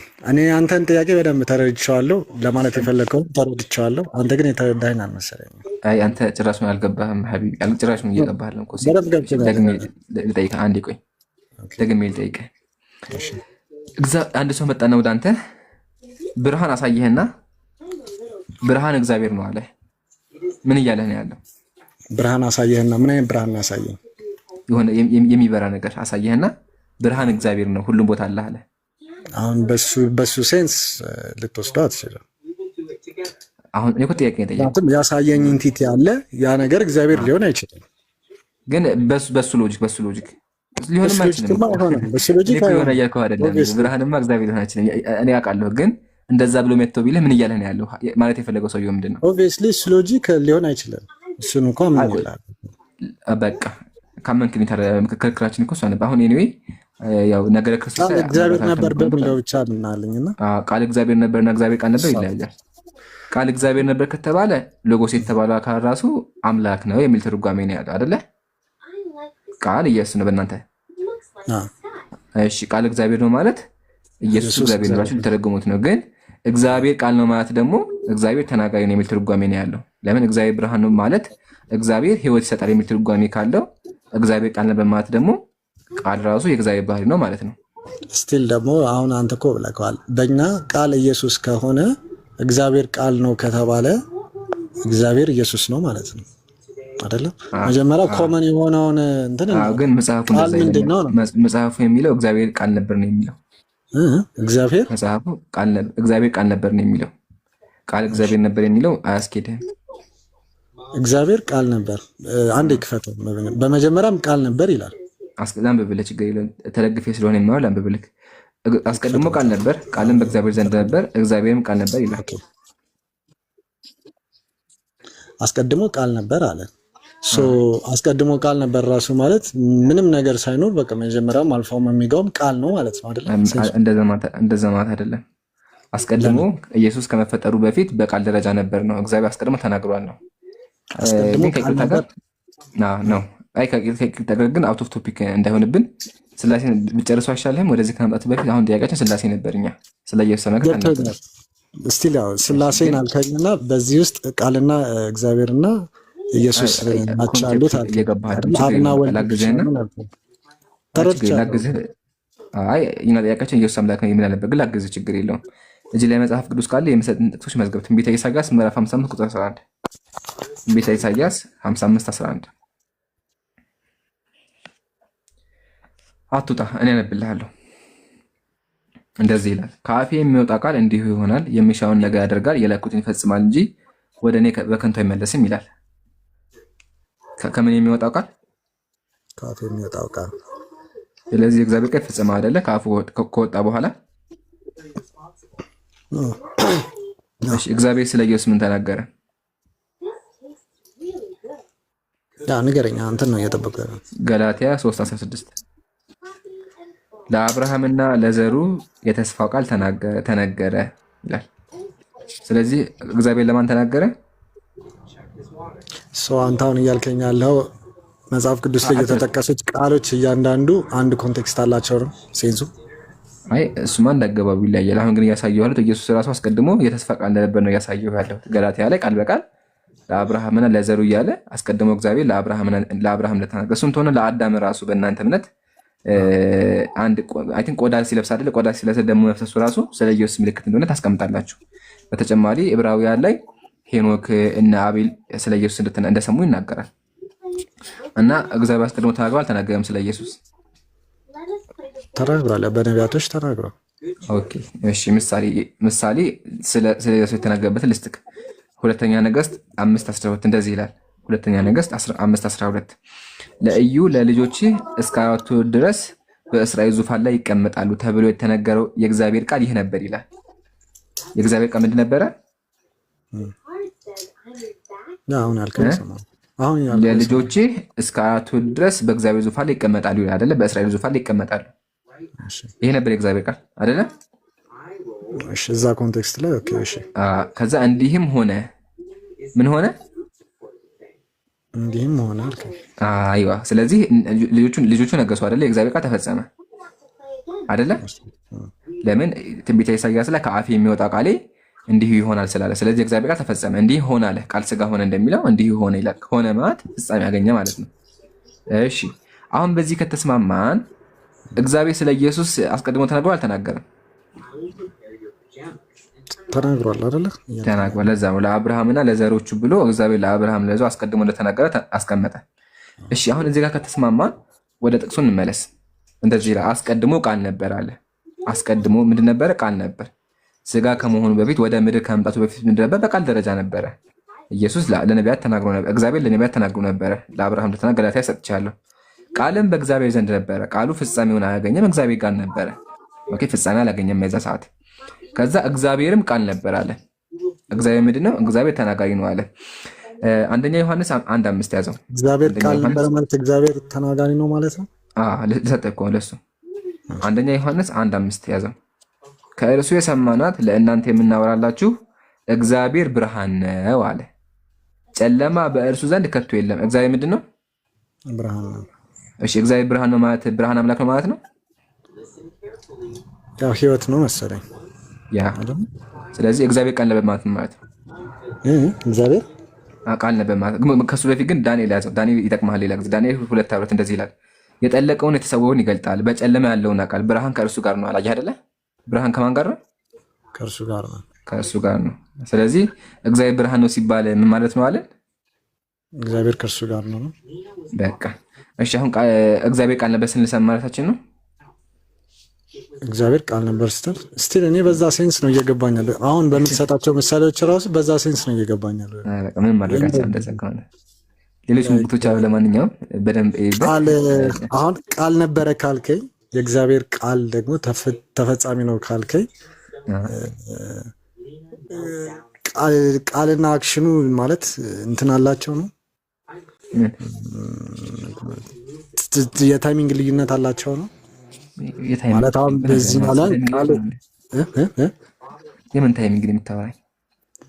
አሁን ኢን ሴንስ አሁን ስላሴን አንድ የሚያስረዱበት መንገድ ቃል ከስታሰበው ቃሉን ስትጠራው እና ደግሞ ስትናገረው በዛ ሴንስም የሚረዱበት ሴንስ አለ አይደል? አልመጣለኝ ትክክለኛ እንትን ማለት አንድን ቃል ስታወራው እና ስታስበው ይሽቀዳደማል። እኔ እያወራህ ቃሉ ራሱ ሲፈጠርና ስታስበው ይሽቀዳደማል። አሁን ለምሳሌ አንተ ብለህ ስታስብ አንተ የሚለው ፊደላት፣ አንተ የሚለው ሀሳብና አንተ የሚለው ቃል እሽቅድድሞሽ አላቸው። አዎ አንድ ሰው አስቦ ሊያወራ ይችላል። መጀመሪያ ሳያወራ አፉን ዘግቶ አስቦ ሊያወራ ይችላል። ስታስበውና እነዛ ቃላቶች ሲፈጠሩ የእግዚአብሔር ሀሳብ አይልም። የእግዚአብሔር ከአፌ የሚወጣ ቃል ነው ያለው፣ ሀሳብ አይደለም ያለው። ከአፌ የሚወጣ ቃል አክቹዋሊ ሀሳብ ቢሆን ችግር የለብኝም እቀበልሃለሁ። ግን እግዚአብሔር እሽቅድድምነት አላቸው ማለት ነው። የሚወጣ ነው ያለው። አሁን አንተ ለእኔ የምታወራውን ሀሳብ ስታወራኝ ኤግዛክት ሚኒንግን ማለት ነው ለማውራት ስታስብ፣ አሁን እኔ ቀጥታ እያወራሁህ ነው አይደለ? ሀሳቤ ላይ መጥቶ አት ዘ ሴም ታይም እያወራሁህ ነው። ቃላቶቹም ደግሞ ላይክ ፊደላቶቹ አይምሮ ውስጥ ተቀርጸዋል አይደለ? ትክክል። አንድ ሰው ወደ አሁኑ እያሰበ ሊያወራ ይችላል በአንድ ሰዓት ላይ። ትክክል ማለት እሷን ብቻ ኮንቴክስት አስቀድሞ ደግሞ ይሄ ብቻ አይደለም ነው። ምሳሌ አንተ ስታወራ የሚወጣ አንድ ያዳምጠኛ